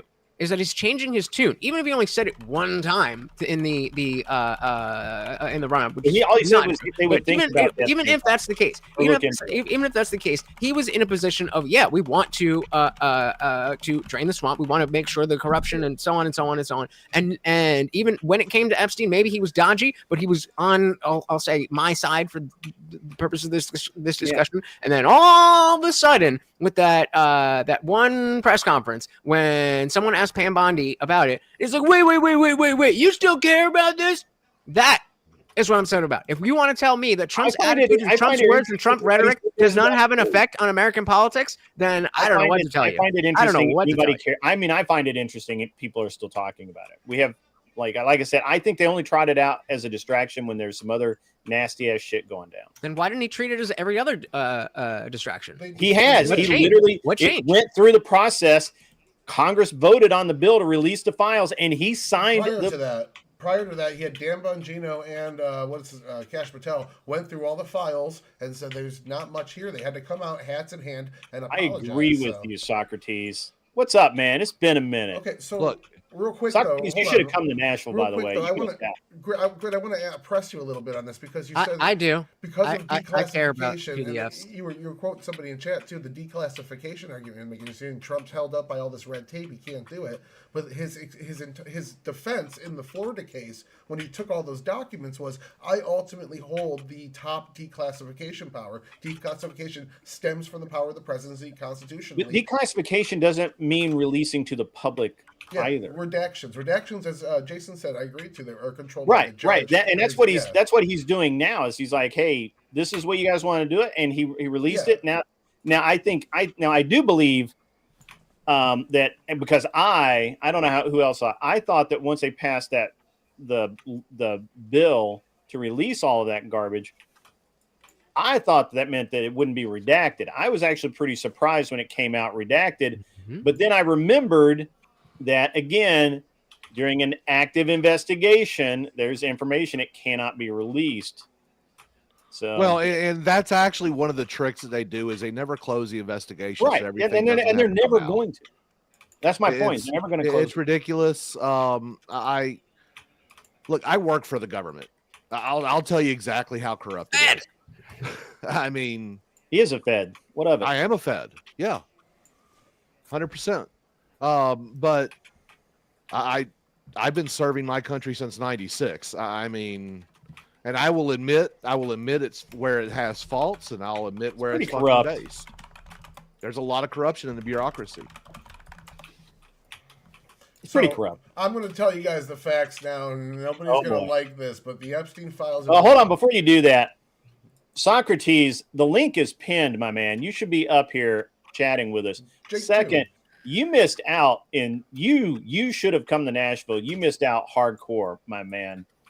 You missed out so much. So the Epstein files have always been a nothing burger. There is no list out there. The reason why the government is trying to slow this is because there's different laws and such. When investigations are being done, you get a lot of raw notes, and a lot of those raw notes never result in anything, but they're still written down. And we're going to see a lot of those raw notes. So we're going to see rumors that ended up being false, and we're going to not have no context that this ended up being false. And we found it out 10 pages later in the notes. They're going to be cherry picked out to use the public shaming mechanism to go after people who actually probably did nothing wrong. There's no way to differentiate between hobnobbing and the people that were there doing bad things that people are speculating. And until we have solid proof on a case-by-case basis, nothing's going to come of this. They're protecting their donors because their donors were hobnobbing with another billionaire. That's all it was just a bunch of rich people sucking each other's doing dicks. Rich people shit. Yeah, exactly. Well, one of the arguments about all of this is we're boring, ANCAP. They're worried. Well, we're not nearly nerdy enough for this. I'll throw them a bone. Communism works good on paper. That's it. Yeah, same thing I've heard probably a couple hundred times at this point. Not exactly a bone for me. But anarchism doesn't even work on paper. No, anarchism. American Nacho. That is Aircraft Sparky. What's up, man? Hey, the link's pinned. Jump up if you want to. The people who advocate for anarchism are the first people that will die. 100%. Because I will kill them. Well, oh, okay. Well, right. It'll be interesting to be murdered by you. So I can't wait. The Unreasonable Man show does not condone such actions. No. It's all jokes. It's all memes, ladies and gentlemen. But no, it's hilarious. The people who want to scream, "Oh, the NAP and stuff," they don't. Oh no, I'm not. You're tyrants run the world. They always communist. Well, okay, so the NAP is primarily pushed by like libertarians and ANCAPs. The anarchism that I tend to prescribe, while I would agree in basic principle with the non-aggression principle, I think they rely far too much on it, and I think they failed to see that the way that power accumulates means that no one's going to give a shit about the NAP when they're trying to get their way. Yeah, well, I mean, you've got to employ force in order to get people to fall in line. People are not a monolith. So. Sparky, you got to talk. No, people are not a monolith. And I agree. If you want people to fall in line, yes, you absolutely need to utilize force. My ideas surround finding a way not necessarily to get people to fall in line as such, but to figure out a way to allow those many different opinions and views to come together and find a happy medium as much as possible without giving any particular person or group the kind of power that one would need to make people fall in line. Yeah, hell yeah, you give it to the state. Regulations, baby. Big government. Woo! Yeah. So wait, what is it? What is the label in your name? Anarcho-communist. So ANCOM is that, and then SciComm is just because I do some science communication here and there as well. So how do you feel about Dave Smith? Sorry, say the name. Dave Smith. Dave Smith has been getting owned left and right. I am not familiar with the name. Oh, hold on. I don't believe you. I have a clip. Okay, I've never heard of it. Really? All right. Yeah, I think I've got a clip. He's a libertarian comedian, is all it is. That's all you need to know. Is he a comedian? Okay, yeah, no, like I thought we were joking. No, yeah. He did part of the problem, and he did that debate with Douglas Murray. He's done Israel is his like main thing, but he's very much a. Yeah, like I don't follow most, if any, like big names in the libertarian community, just because I think all of them are like just have the weirdest sets of contradictions in their ideas that they don't see, and I have not really found any utility in following what they say. You're a communist. Yes, I am. You do realize the irony in what you're saying. I would rather hang out with him more than anyone that watches Candace Owens. Candace Owens, I mean, man, she is generally when I hear the idea that anarchism and communism are somehow contradictory, it's from people who are using a definition of communism that only exists because some people did some shit in a really fucking weird way. Sounds like communism to me. I'm not up on anyways, I'm a student my definition of communism is one that includes statelessness as part of that definition. Stateless, classless, moneyless society, from each according to their ability to each according to their need.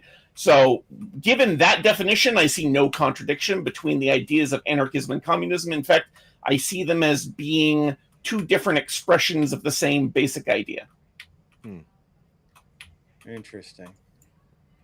Well, Dave Smith doesn't like me, and I have a video clip proving that. I don't know what I did with it. I saw it the other day, and because we were talking about it over on Fabian Liberty's channel, I was like, yeah, Dave Smith doesn't like me. I find it interesting that Dave Smith is considered to be a skilled debater.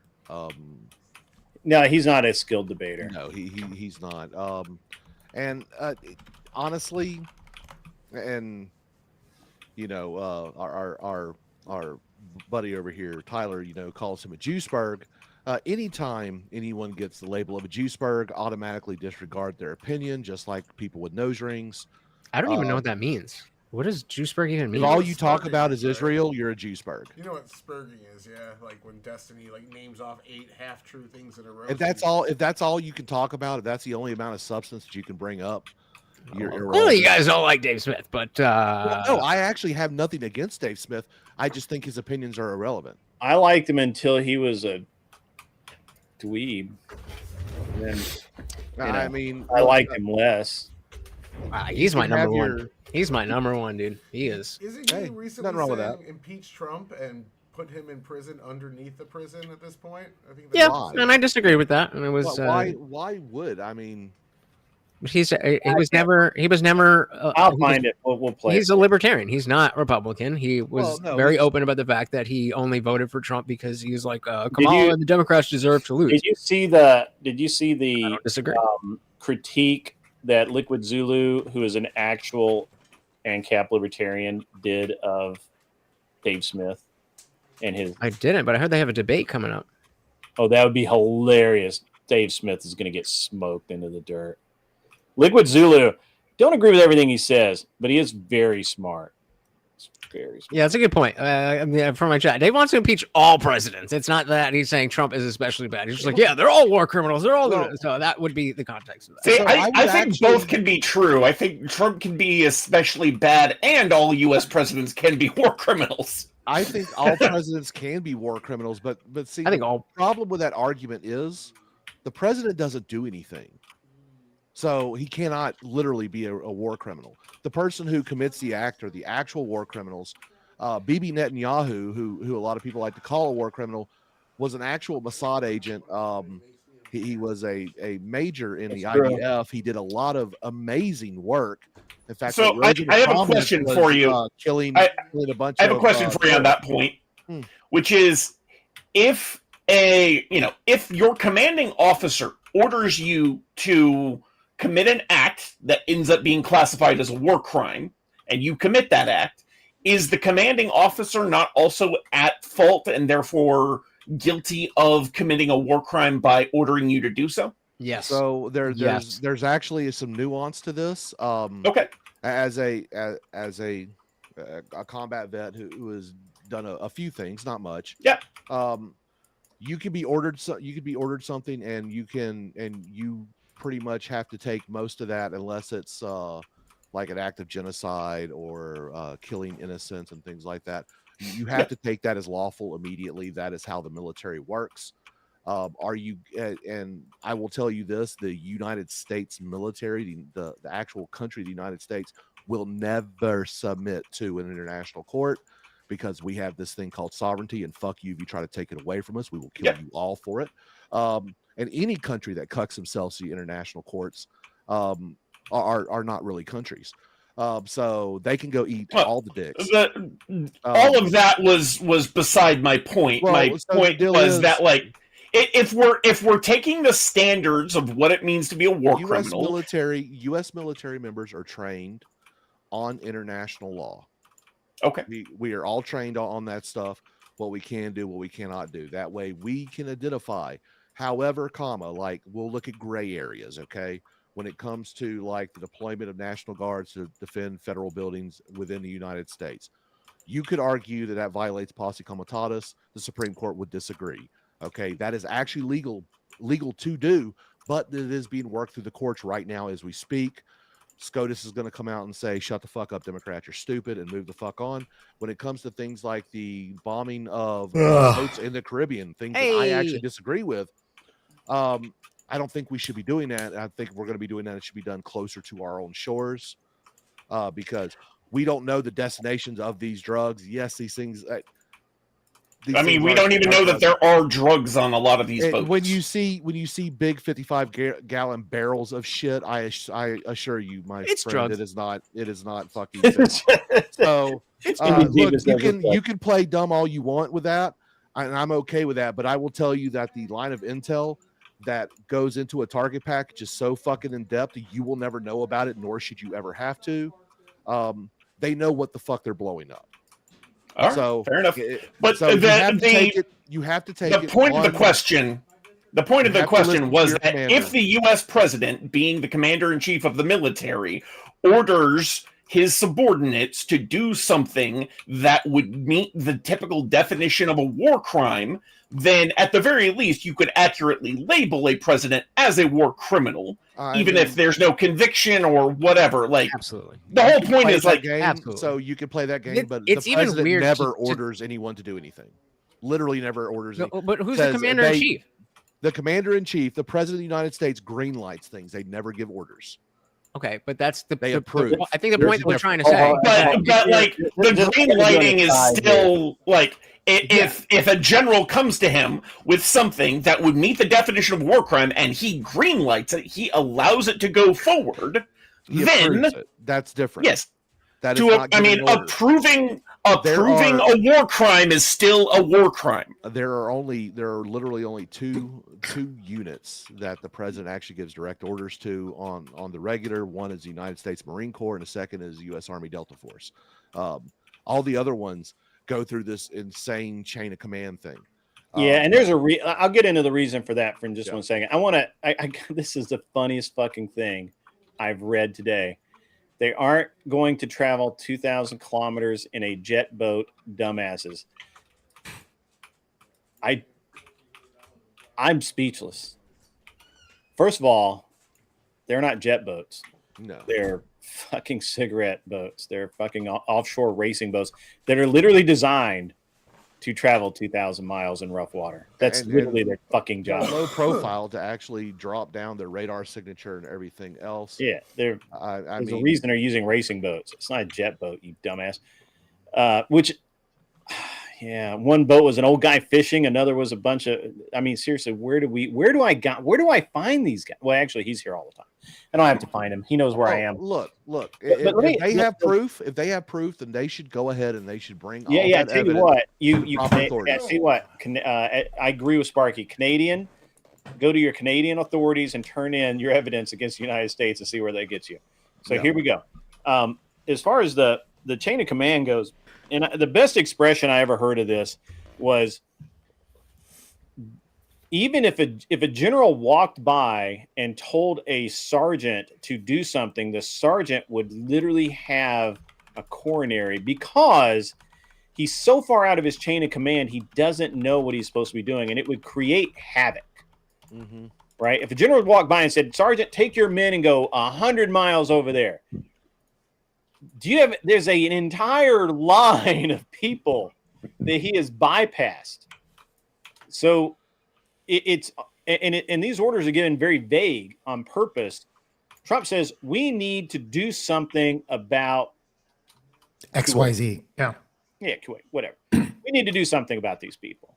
4 or 5 generals and some DSA guys, NSA, but a lot of acronyms there, a lot of initials, all the alphabet soup. They all come up with a bunch of different plans.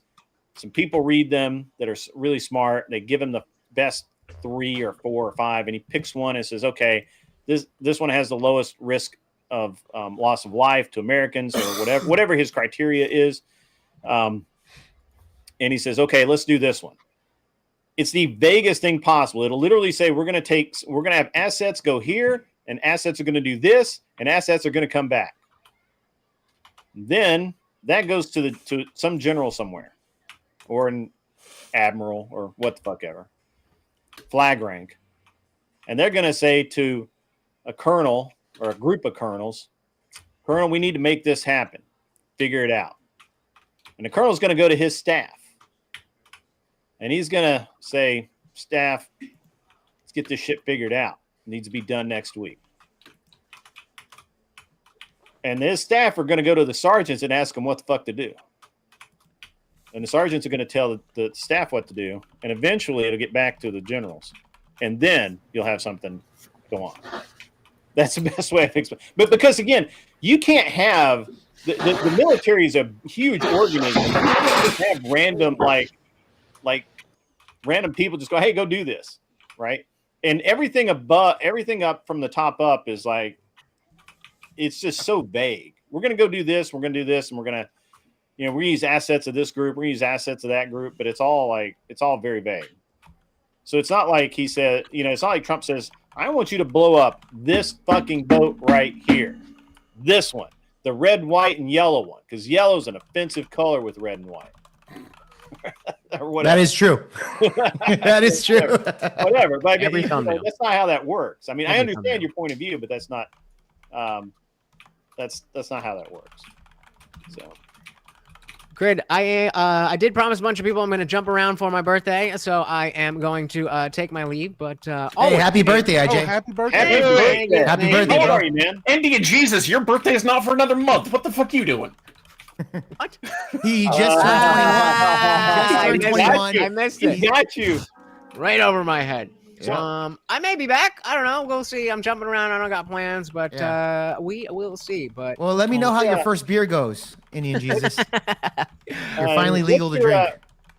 How old are you there, Hot Rod? I'm 36. 36. 36. Nice. Yep. So, well, good for you, young man. Oh my God, you're a boomer. Like, thank you, guys. Let's go. You guys are man. What's up, Nacho? How are you, man? What's up, dude? I was hoping Nacho was gonna come on. So I got something. I was hoping Nacho would bring that mustache on, and damn, did he ever! Yeah, it is a glorious mustache. I'm very jealous. The 70s called. They need a new porn star. American Ron Jeremy. Disavow, dude. So this dude Notla's in your chat spurging out here. I know he's always he's great. He's great. And this is the best one so far. Look at this. If you really wanted something to go against, absolutely no proof of any of that. Look, if you've got proof of that, please bring it forward. That way, Connor can actually, hold up on any of his threats and claims that he ever wants to do. Yeah. Where his closest ally was actually the guy who took a shot at him and paid for it. Something that Connor would never do because Connor's a fucking coward. Yeah, Connor will hang Wait, out which with Connor? Connor counterpoints. Okay, I thought so. I was just He'll hang out sure. with a dude that currently has an open charge against him for trying to solicit sex from a minor to go against. Apparently a valid. Yeah, but he's more conservative than us.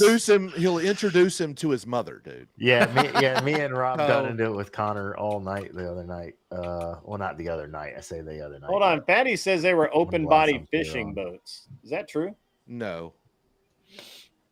I think you can literally look at the videos and you can see the 55-gallon drums in them. Oh yeah, that's the best one. I like that one. The fishing there was another boats. one. And then you look at the boat and it's just stacked with fucking 55-gallon drums. You're like, yeah, and there was one that the Coast Guard intercepted the other day that had a bunch of boxes and shit that were waterproof.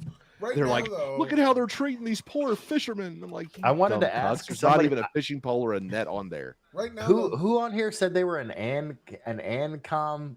That's me. The one with ANCOM in the name. You might just read the names. So it's how do you because you said it's different because it's to each their own according to their needs. So that's not contradictory. How is that? So how would you figure out what people's needs are, and then how would you distribute if you don't have? Okay. You're talking about the latter part of my definition of communism. Yeah, I'm just like I don't understand.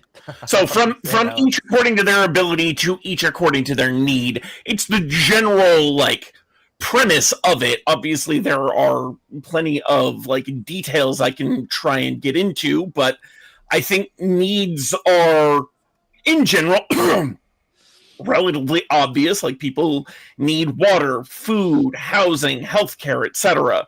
We can work on building a society that meets all of those needs for all of the people in that society. That's the general premise. I didn't really come on to debate the whole communism thing.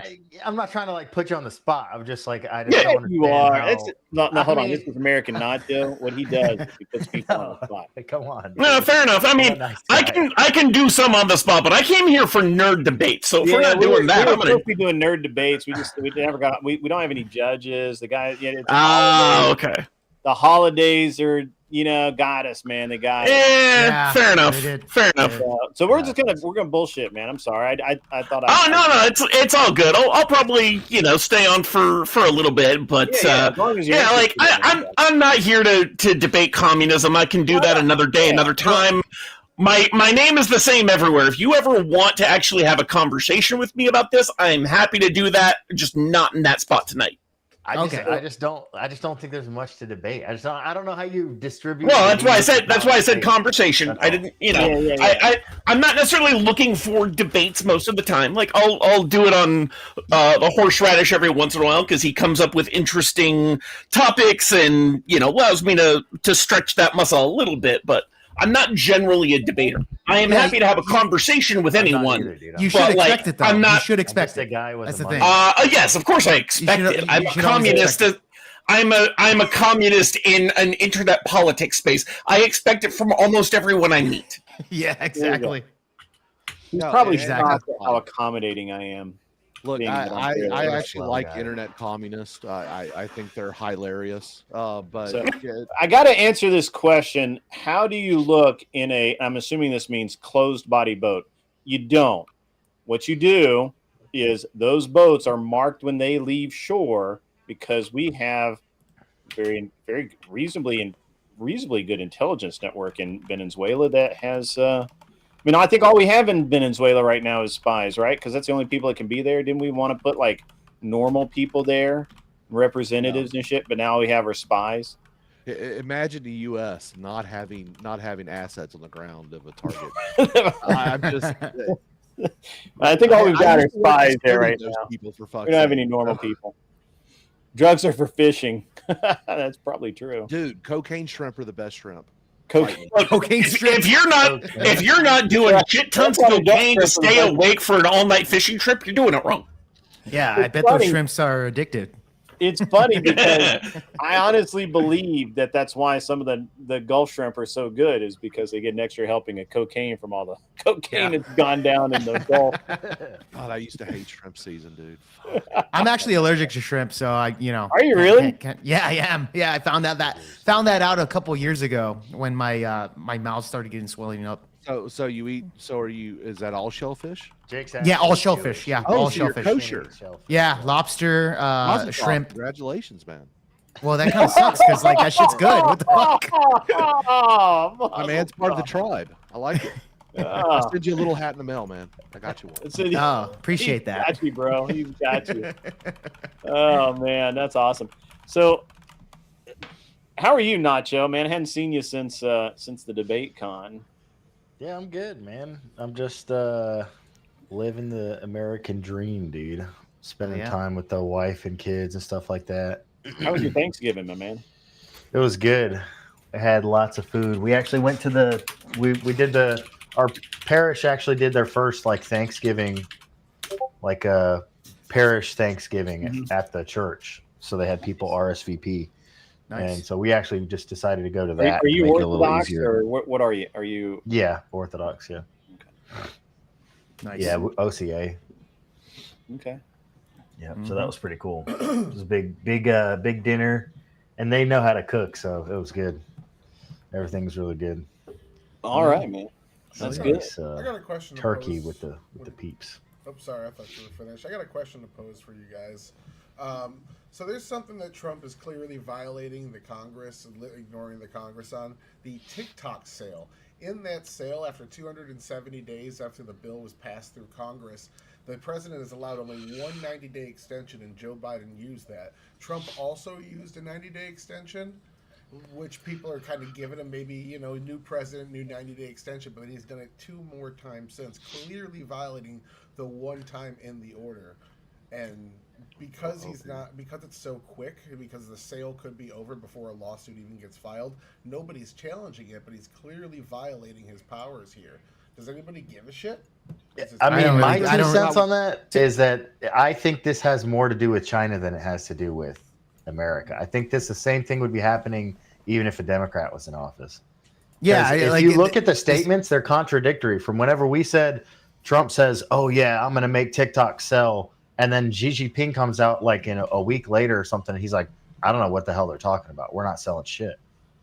So there's clearly something going on, you know what I mean, behind the scenes. They've set all this stuff up for Larry Ellison, you know, to be the main buyer and all this other shit. Have a discussion. I really want to have a discussion with someone at some point on why the Chinese economy is why it's working and why technologically we think that the things that we're told as Americans just are not reality for what's actually going on in China. Like we're consistently being told that, that they're, a decade behind us in EV vehicles when they're actually ahead of us by like a lot. Like their EV vehicles are way better than ours and way cooler in a lot of ways. They're told that we're told that their cell network, that we have much better cell networks, much better cell equipment, all that kind of stuff. That's garbage. They're not light years ahead of us, but they're close. They run on an analog. They run on an analog system that mimics a digital system, which I actually find to be quite interesting. So does Japan.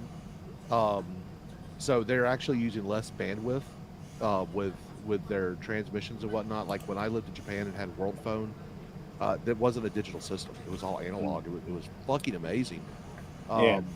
Most of the world, it's really only America and Europe that is running on your digital side.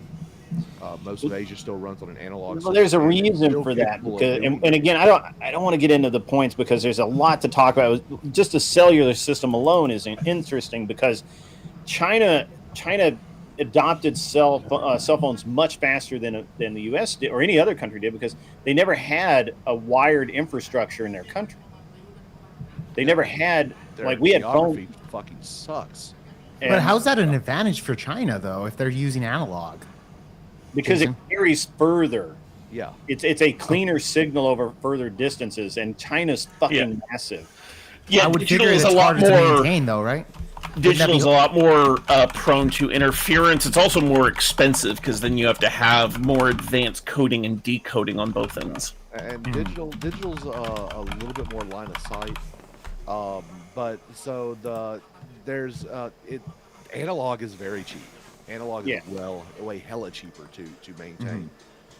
If you just look at the trillions of dollars set up to build the cell infrastructure that covers North America, you would probably be just mind blown.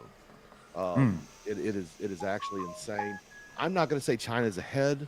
Last time I was in China, when I was stationed in Japan, I took a trip over to Beijing and stuff, and I would say they were about 20 years behind us technologically and a lot of things. But why don't I'm curious when that was because they've been making a lot of leaps, as I understand, in terms of technology. I was there around 2007. That was a long time ago. Okay, yeah, so almost 20 years ago. Yeah, I think in that time they have advanced faster than we have in some respects. Yeah. Well, it's because they actually steal shit from us and then.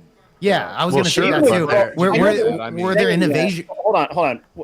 Again, I don't want to get bogged down in specific subjects, but it's interesting. I was actually watching a presentation by NVIDIA's COO, and he was talking about how trying to do business in China works and what the reality of the Chinese tech landscape is, because you have 33 provinces and they each have their own economy to some degree, and it's a very, we think of it as a communist nation, but it's really not communist really at all.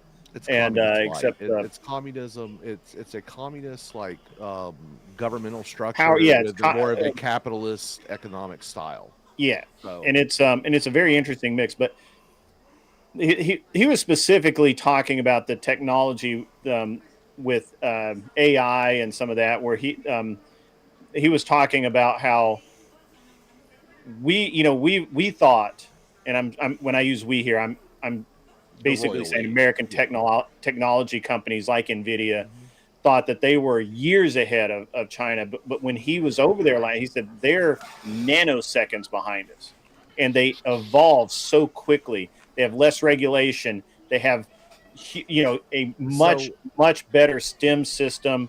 They're teaching they have while they don't necessarily have smarter people, they have more skilled people when it comes to these things, and it's really the bad. lack of the regulation is actually a boon to them. However, one of the problems with that lack of regulation is that they do have a huge lack in quality.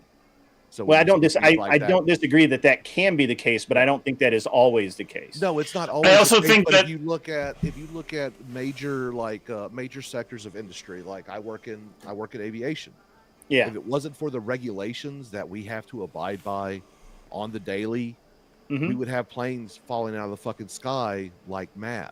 Well, it's also worth noting that a lot of the things, a lot of what they sell to the U.S. and other countries is their lower quality shit because we have a very consumerist society where we're just buying lots of cheap shit all the time, and so that allows them some economic flexibility to save the higher quality shit for internal reasons. Yeah, there's a lot of truth to that. There's actually when I was over there, and I forget which trip it was, but I was watching the only English speaking channel that they had, and they're actually interviewing some different businessmen in China. They were talking about why they don't sell Chinese brand name products outside of China, and the across the board the answer was we don't need to.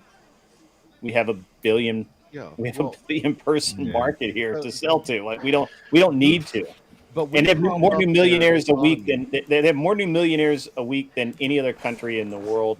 They're just. Well, I mean, they have more people than any country in the world. So yeah, but that doesn't mean anything. Okay, so it's about the engagement and the economic. You got to speak back into your mic, Sparky. So it's more about the engagement in the economic activity other than the amount of people, because the majority of people in China are POO. They can't even afford the R. That's how poor they are. Okay, they just poo. Okay, They're poo. They're poo. Yeah. They're poo. But it's really interesting. The Chinese model of economy, the way they are propped up. They're propped up through Western reliance on slave labor. If we actually cut off trade to them, they would die. They can't maintain. They don't make enough food for themselves. Okay, we literally prop them up. They do not exist without Western reliance on their slave labor and us trading food and shit. Yeah, but like now Jason, our companies our companies are kind of leaning on that. I'm sorry. No. Our consumerism leans into Jason, that. you would contribute. You give that contribution to the United States to prop China in the last 10 years or so to be at least the second or third superpower in the world is because of the United States. Since Nixon, the West has propped up China. China, yes. yeah. Well, I'm going to push back on that because the numbers don't support that anymore. The number, year over year, they export less and less here, and they seem to not care about exporting a lot of stuff to the U.S. anymore. Well, so when I say the West, I'm not just meaning the U.S. No, I mean the West. Like they're and this is actually something I was thinking hardcore right after COVID and up until last year. I actually thought that with the sentiment in China and the way everything was looking, that they were going to go back to like 1970 when they shut the country down and there was nobody in or out, and they just said fuck everybody, and they wouldn't sell anybody. They didn't do anything. Okay, but China exports goods. The only thing they import really is food and raw material. When it comes down to it, China is the Western industrial base right now because they import a lot of energy too. That's why we need them. They don't need us. They don't need to export their shit to us. They import a ton of energy. They actually do need us, because without us importing grains and things like that, they would literally starve. Yeah, but Which they I'm could okay also with. just go to war for some of that stuff if they really Yeah, I needed mean, to. they can grow their own. First of all, they can grow their own. They do. I have mean, enough- they wouldn't go to. I'm not saying they would come to us, but they could just walk right into India, Pakistan, all Yeah, their that's neighboring true. countries. They could take whatever they wanted. Yeah. Look, the say what They you also want deal about with India, Australia a lot. but they have been fighting over a border area and have not defeated the street shitters yet. Are they really fighting though? I mean, Yeah, I don't think they're really. I don't know what China's capable of, to be honest, Well, but I don't think India's gonna. I am more. I don't think interested India's in gonna seeing stand much of a chance. I think people misunderstand the mentality of the Chinese is that they just don't give a fuck outside their country. No, yeah, Asians are very nationalist. Yeah, they just don't Hardcore. care. They are They just they're don't give a actually some of the most racist people you will ever. Oh yeah, find. 100%. That's what I've heard. Yeah. 100%. Yeah, like I love Japan. You know, when I lived there, you know, I was gaijin, which is essentially their N-word, because you're not one of them. Are the women as racist as the men? Like, oh you no, know? they love they big love fat American cock. Yeah, I bet. Okay. But, That's what I've heard. That's what I've heard. But the families, they're pretty appreciated. To be quite. I think frank. the problem is that we've been so this is a thing this is a problem I have with the American mentality, and it needs to change. We've got to change it. We have 100% American greatness across the board. We are excellent. Most other countries suck. The problem is that we need for our political machine needs a boogeyman for Americans to be afraid of to keep the military industrial complex working, keep the fires lit. If it's not when it can't be Russia, it's got to be China. When it can't be China, it's going to be North Africa. When it can't be North Africa, it's going to be Germany again. Trust me, there's always going to be a boogeyman somewhere where that we got to keep this up. Well, I would argue, and this is just my pet peeve. And I work in defense. I work for the government, so I'll go ahead and put those out there. So I am a little biased. I think the focus on the military-industrial complex, I think, is ridiculous when 2/3 of our budget goes to entitlements. Right? Yeah. If we could get rid of the whole entitlements thing, or at least can you define that for me? Social Security, welfare, SNAP, entitlement. Gotcha. Okay, so And you would agree to get rid of that stuff, right? I believe that we need to get rid of most of that. There are some that we cannot get rid of, and so like VA benefits. You know, part of the contract is actually, look, if we fuck you up, we will give you X amount of money. We'll give you certain benefits for serving with honor, things like that. I don't think you can get rid of that as easily. Yeah, I think that's good.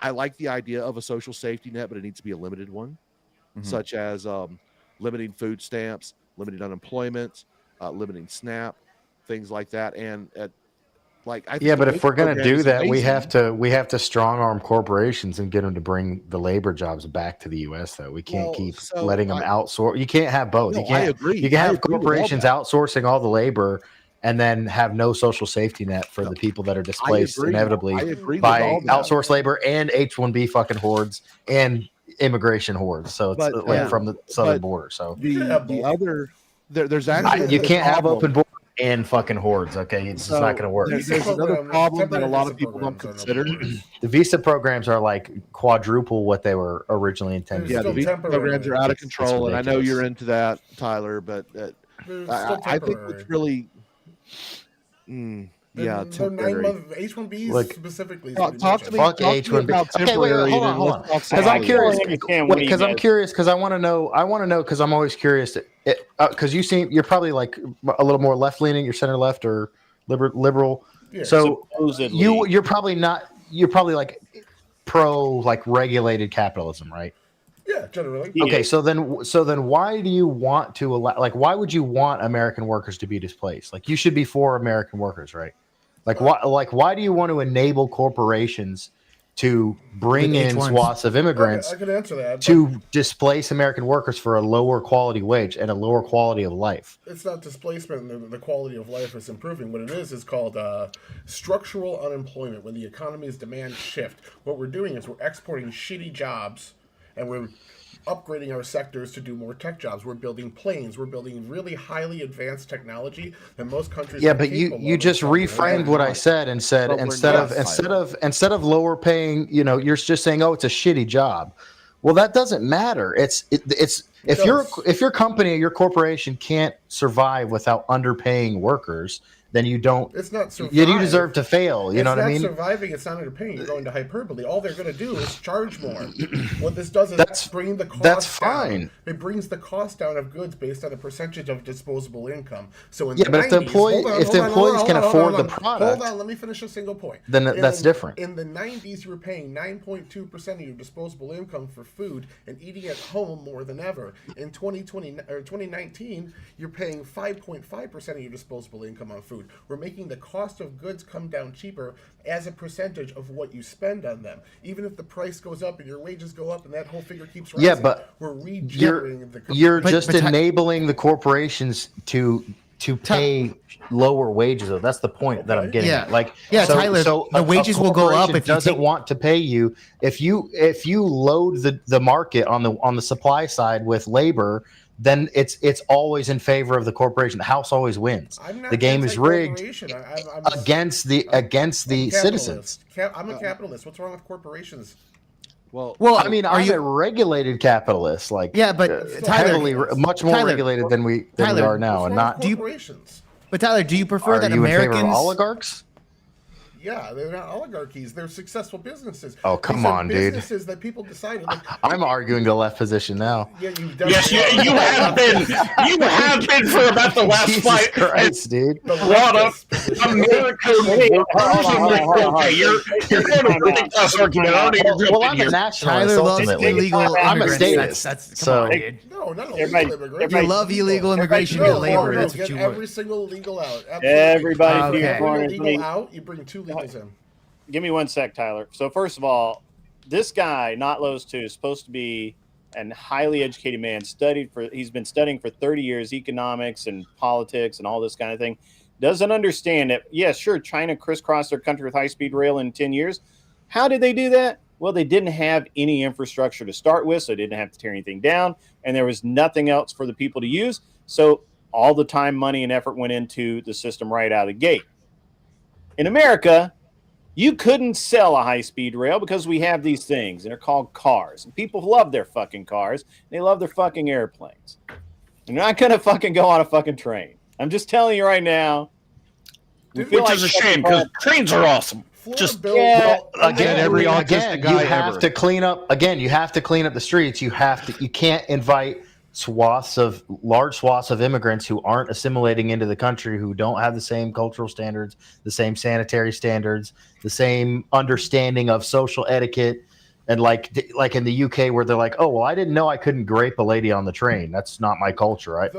She was wearing no clothing, so I just thought I could. It's like you can't do that. Well, we have large swaths of the country that are like all Muslim, don't speak English. You have the Somali problem in Minnesota.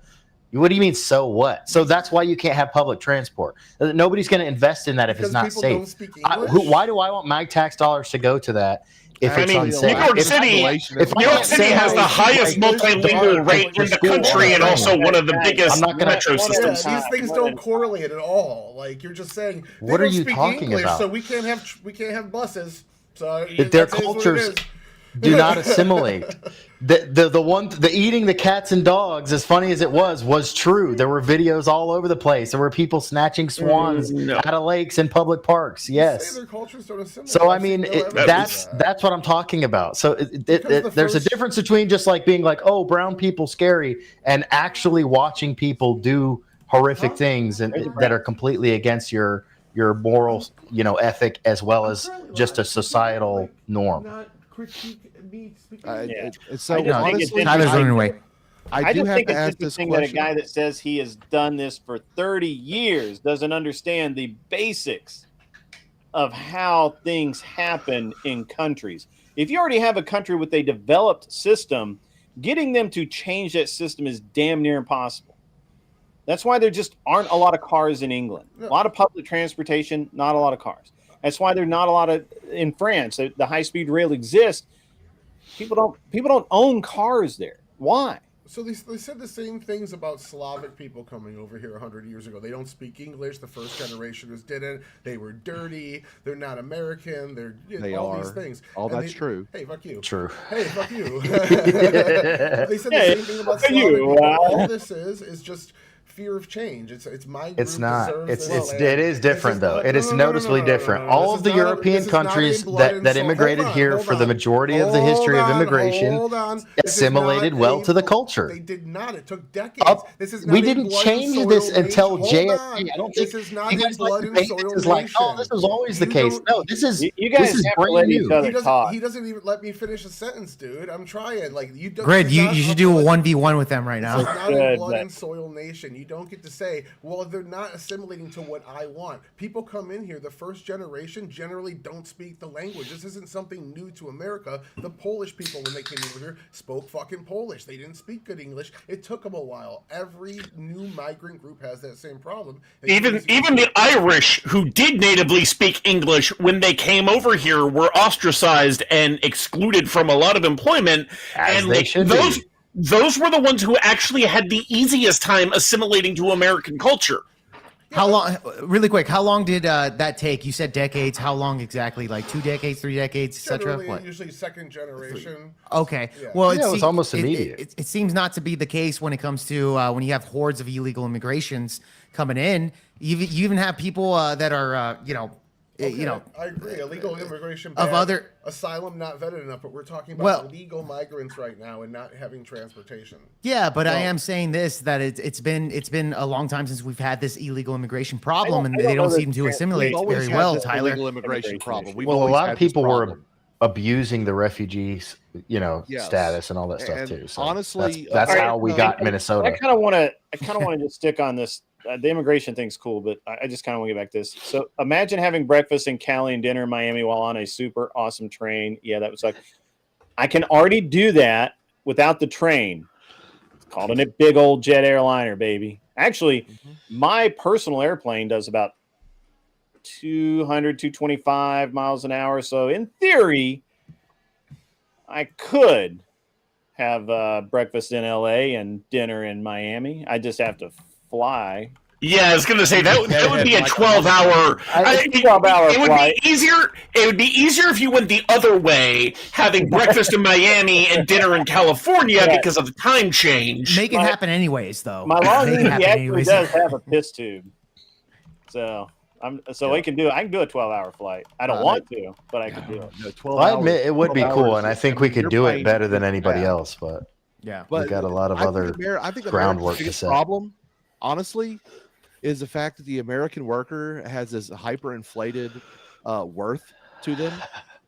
I do not apologize for this. Someone that can flip a burger is not worth $15 an hour. They can fucking suck all the bags of dicks. Livable wage, get a livable skill. How about that? Okay. I am sick and tired of someone who is a skilled, I'm a skilled tradesman, and I have to basically settle for less money because, fucking Johnny McBurger Flipper thinks that they deserve a livable wage for doing the same thing I was doing at 12 years old. Jason, I do agree with you on that for sure. But yeah, I agree. There's temporary, but you do have to realize that, like that inflation has kind of put a lot of people into a lot of pickles here, right? And a lack of education and a lack of skilled labor, and parents telling their children that they have to go to college to get shitty fucking degrees. It got very no. People, wait. What people are doing, going to college to get the STEM degrees to get the good paying jobs, and then dickheads like Elon Musk are preaching to us during the election that we need to invite hordes of H-1Bs, and it turns out it's because he's abusing the system, because he's posting job listings for $69,000 for $70,000, and the engineers coming out of college should be getting paid $104,000 starting, $94,000 starting, and he lists it under so that it can go like unanswered, and then apply for an H-1B, and then he bumps up to like $75,000, $80,000, and then brings in a fucking Indian to replace the guy who just went to school and has $250,000 worth of student loans went to school for and can't get in there. Nacho, I love you, bro, but So- engineer straight out of school isn't worth $30,000 a year. Hold on. Yeah, but college has gotten so saturated, Jason. Like it's not the same as it For was back high-paying then. STEM jobs, engineering jobs, yes, you should be getting also like wanna ask between Jason $80,000 something. and $100,000 starting. Like, I also want to ask Jason something. So you said you spent a lot of time becoming a skilled tradesman, yes? Yes, I'm an electrician and what they call a non-destructive inspector. So I use X-rays. Okay, and so you went through a long apprenticeship and journeymanship to get to this point, yes? Yes. Okay, and during that time, you were being paid less than you are now, I assume. Yes. Okay. During that time, while you're in the training, and this applies to college and university schooling as well as trade-based apprenticeships and such. During that time, you still need to live. You still need to have the resources to be able to feed yourself and put a house over, put a roof over your head. Yes. And so, when you're saying that they don't deserve a livable wage for, as you say, flipping burgers, or unskilled labor, yes, you do not. Okay, so they don't. Well, without a livable wage, they don't live. That's the whole point of the phrase "livable wage." Okay, so you just think they should die because that's what you're proposing. I think they should suffer and be hungry, so they push themselves to be better. Yeah, but Jason, you would agree But that we do a need suffering and low-skilled workers, hungry, right? a suffering and hungry populace is overall less productive and actually less likely to be able to reach the higher echelons of training, society, whatever. The current American society is the least productive that has ever existed in the history of this country because we are a consumer-based economy and not a skill and industrial-based economy. The productivity stats. So, Jason, the productivity you would stats agree are, we need low-skilled workers in order to completely run society in against that. general, right? In generalities, we need low-skilled workers. Yeah. What do we produce? What do we produce, Tyler? Hamburgers? Fucking fast. I could go take a look for you. Produce, man. Airplanes. No. We are weapons. We produce military, some airplanes. military tech missiles. Yeah, we build ships. Raytheon. Do we build commercial shipping? So here's an interesting No, little. we don't build commercial shipping because we have lost our ability to build ships in America because we've decided to farm that out to the Philippines and Europe and everything else where we can find cheaper labor. Right. Okay, as an Hold industrial on. base, This is- America has lost their skills. Right, but maybe, but not really. We're still we are still the number one manufacturing country on the planet. We outpace China. Like we do. We make more shit. We We're make still more big the- shit. We more make big big shit. stuff. We make airplanes. We make very complex things. We make that pay a lot more than sitting there running a plastic injection molding machine all day. That's why we're still the leader in manufacturing. Now, is it a job that my buddy border jumper down there can quit his government job today and go work making parts for F-35s for $120,000 a year? No, he can't do that. It's not possible. So sure, there needs to be gateway jobs. There needs to be a path. And so I'm not arguing against gateway jobs, okay? So when I talk about unskilled jobs, these are things that should not be career choices. I do not apologize for this. Being a fry cook in a I agree with you, Jason. That's not the argument, though. That's okay, not the but argument. that is my argument. That is my argument. And but my argument is that let me reframe or not reframe. Let me clarify. I think Jason's argument. Jason's argument is that low skilled jobs like flipping burgers, like parking cars, being a valet, that don't pay much, right? That ought to pay $10 an hour, $12 an hour, whatever. That's what it ought pay. Are having to pay more because there's a lot of competition in the job market, and these companies have to pay $25 or whatever it is for. I think here locally, you get hired on at McDonald's at like $18 an hour. Yeah, that's the way it is here. That's terrible.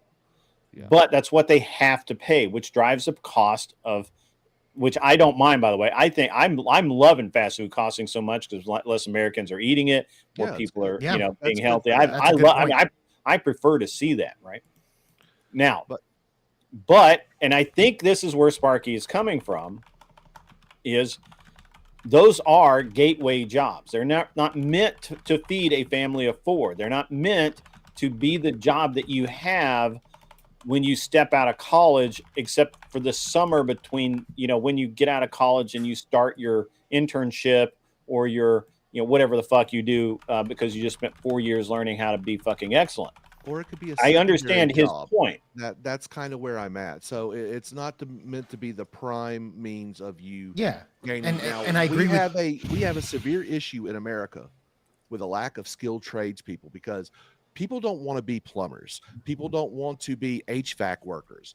Who wants to be a carpenter? They do. They just want to get paid.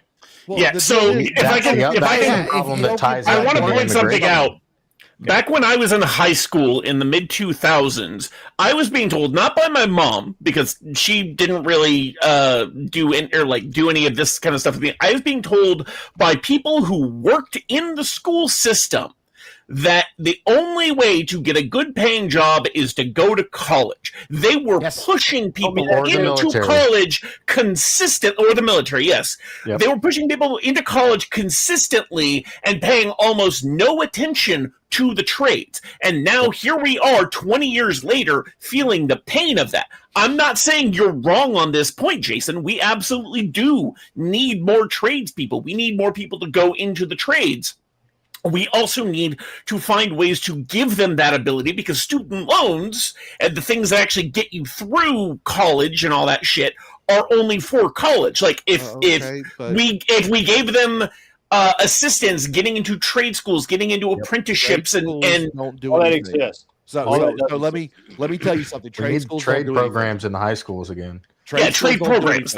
So I'll tell you this right off the bat. Anyone that goes to a trade school is a fool and a sucker, because someone will hire you as an apprentice, and through the apprenticeship, which gets you your state licensing, it requires them to send you through schooling. If you go through a trade school before you become an apprentice, all that time in the courses mean absolutely nothing. So while it depends on the job, trade, but yeah. Well, no, for licensing, no, it is a racket. It is literally a racket.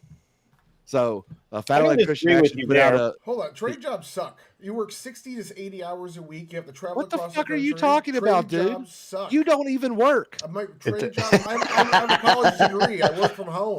I have a college degree too. I work from home. I think he just made his I'm a college dropout. I don't work from home. I am also a college dropout. I literally work from home because I have an awesome job. Trade jobs blow dick. My whole family's pipe fitters, dude. I'm telling you, they fucking suck. They work 60 to 80 hours a week. They have to travel all over the fucking United States. No one wants to do it, and a big problem is because they're unionized. There's no competition. That's a problem too. States that literally prevent you from hiring anybody else, that you have to be unionized. You have to pay into that union. Democrat. Yeah, that's bullshit. Right to work states rule. Yeah, it costs so fucking much because unions hire lazy people, let them get away with all sorts of shit. So first of all, I want to say pentuple, don't snipe from chat, be a man. Grab the link. It's get your ass on here. Come on and get up here, pussy. Oh, he's just get pussy. He's he probably just rolled out of bed again. He probably did. Second thing is, I think that much like our communist friend down here, I too was told to go to college, and I paid my way through college, and it was the worst investment I've ever made. I got nothing out of it. I ended up, basically. Suffering through a lot of on-the-job training to become, what I ended up becoming, and it worked out for me. But not everybody has my mentality, my whatever, right? Gumption. Yeah, nobody has it. So, because I'm old. And so I lived back when we had to drink out of the hoses and shit. So I love that taste, by the way. Hose water was the best water. No, it wasn't. That's horrible water to drink. Dude, my mom used to lock us outside. I have fond memories of drinking out of those hoses. Yeah, obviously nostalgia. Texas needs to learn some things, but Yeah. I agree with look, both sides here have solid points, right? Like, yes, I agree with the communists that we did allow kids were made fun of if they went in as a forklift operator. Like, my youngest brother, now deceased, I remember the day that he went to. He's like, you know what? I'm going to go get my forklift operator's license. It will pay me $5 more an hour once I get my operator's permit than me just lumping, whatever around the warehouse. And so he did, and he got that money. But that opened up other jobs where you had to have X permit and Y permit. You had to have all of these things to go work in these various warehouses or facilities. And he ended up becoming a raging alcoholic and dying of alcoholism. But I don't blame that on the trades. And I think that had he not been discouraged so much early in life, I think he would have done even better. Well, so when now forklift operators get motion, man. Yeah. They get bitches. So. They get bitches. They can give them a ride. I'll tell you right now, Tyler with his work from home job, with his college degree, he makes less than the programmer who mostly works from home and just has all of his certifications. I'm a programmer. Yeah, I guarantee you the Mr. programmer Patel's coming for your job, more than you. Tyler, you at least make more than $25 an hour, I would assume. That's okay. Well, that's only because you work 3 hours a day. You're probably the guy cleaning up. You're probably the janitor. You're probably cleaning up after all these H-1B shit. I get paid salary.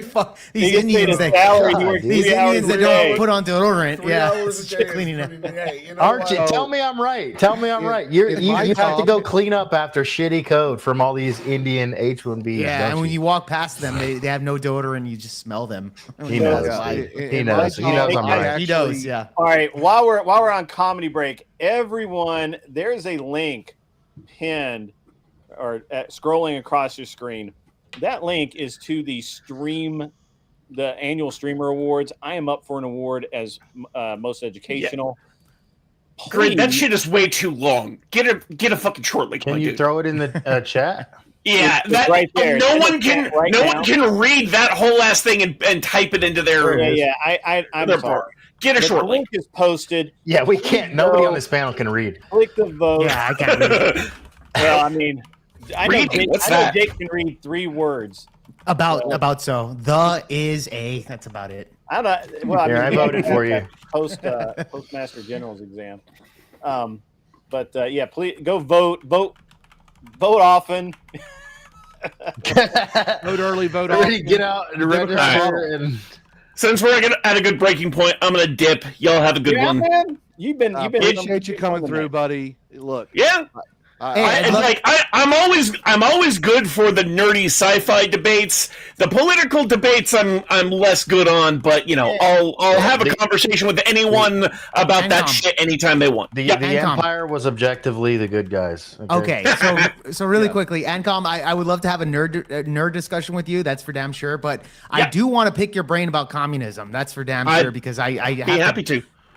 Easily disagree with you on that stuff. So that's perfectly fine. The name you see here is the name I use everywhere. Discord, Blue Sky. That's really the only 2 places Blue Sky. That's gay. Yeah. That's gay. That's how I know you're gay. You're on Blue Sky. Well, I mean, you seem like an if the shoe fits.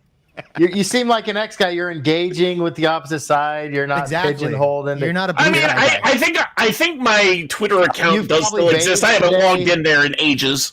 But Nacho, we have people here who do not engage with the other side, and I'm not talking about Ancom. You. Me? Yes, I was actually banned from your chat for throwing out alternative ideas because your mods are soft. I was going to say Jake. Okay, I didn't even know that. I did not even know that, my friend. Jason is banned from a lot of places. I did not know that at all, bro. Yeah, so. I Anyways, y'all have a good night. Like I said, feel free to hit me up if you ever want to have a talk. I'm happy to have that talk. Yeah, we will do Nerd Wars Round 3 at some point, but we'll do it with a little bit more promotion. And we'll give it at least a week's notice next time. Sounds good. Talk to you later. Just literally, Tyler hit me up and he's like, "Let's do Nerd Wars." I'm like, It was in Yeah, why question not? form. It was in question form. Hey, look, Stu it was Nerd a Wars good idea. question. It just wasn't executed properly. That's all it is. That's all it is, man. So There you go. But no, so in my job, I'm actually required to have a degree because I have to teach other people the trades. I have two. I am a craftsman, just above journeyman level, a skill in two separate trades. One is electrical and avionics, and the other one is non-destructive inspection. And I teach people how to build and maintain jet engines. So, Are you an IA? no, I am not an IA. Since I work for the government, I only work on military aircraft, so I'm not required to have an AMP. I could test for it. I could test for it with my with all my time and everything, and even get my QAI license and everything. I'm going to change the panel in my Long Easy, and it has to be the avionics have to be, even though it's a non-certified airplane. So everything has to be tagged. Here's what you do. Here's what you do. You actually have someone who is skilled to perform the work. Then you have an AMP come behind and inspect them. Okay, and then you have your IA come through and inspect that. You don't have to have the work done by an AMP. It has to be certified by an AMP. I got all of that. It's the radios themselves have to be certified for IFR. Yeah, but that's so I have to have an instrument shop do that. And you just said that you do instruments. You're not going anywhere, Tyler. You stay. I don't hear your wife yelling at you. Not yet. We're gonna watch more Stranger Things. Oh, gay. Oh god. No, he's doing that it with show's a for woman. teenage girls. Your wife is such a nice person. And Why women. do you do this Yeah, to at her? least he's married, dude. Yeah, I get it. He's just spiritually gay. It's fine. Spiritually gay, that's for sure. That's for sure. He does support Israel, so His wife is so nice. Wait, how are you? Wait, he's a shit lib and an Israel supporter, and an Israel supporter. Yeah, I destroyed him. Dude. I destroyed him in Nashville on this subject, but yeah, You actually didn't, but yeah. I mean, that's a good thing, though. That's a good I thing. voted for Trump and Kemp, so like I'm. All right. All right. Well, he's learning. He'll be on our side one day, Nacho. Don't worry. Yeah, about he'll come around. He'll come around. He's 90% there. We just need him to become more of a nationalist. I need him to become a nationalist. There you go. We can all be white nationalists. I'm fine with that. I'm not even white. The whole reason that Tyler and I know each other is because he wanted to debate me on interventionalism versus non-interventionalism. I'm a non-interventionist. I believe we stay the fuck. We have borders for a damn reason, son. Right. Oh, so Tyler's an interventionist. See, I'm like somewhere in the middle. I think there's purpose to intervene. I just don't think that the current wars have got us much, and that pisses me off. No, I the used 70 to years on it when I was doing it. Woo, Ukraine and Israel. 7 So years in gay, the dude. sandbox. Ooh, BB. Ooh, BB. Shit. That's actually I don't care about Israel at all. All I care about is we've spent 70 years since 19. Well, I just want to get more out of it, dude. Like we're like getting 65 bent over. 40 something. We've been in the same. All right. Oh.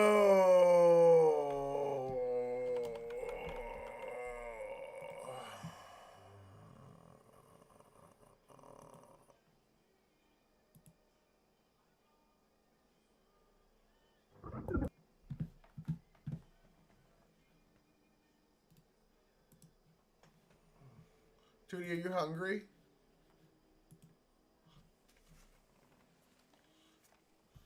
Tootie? Tootie, you hungry?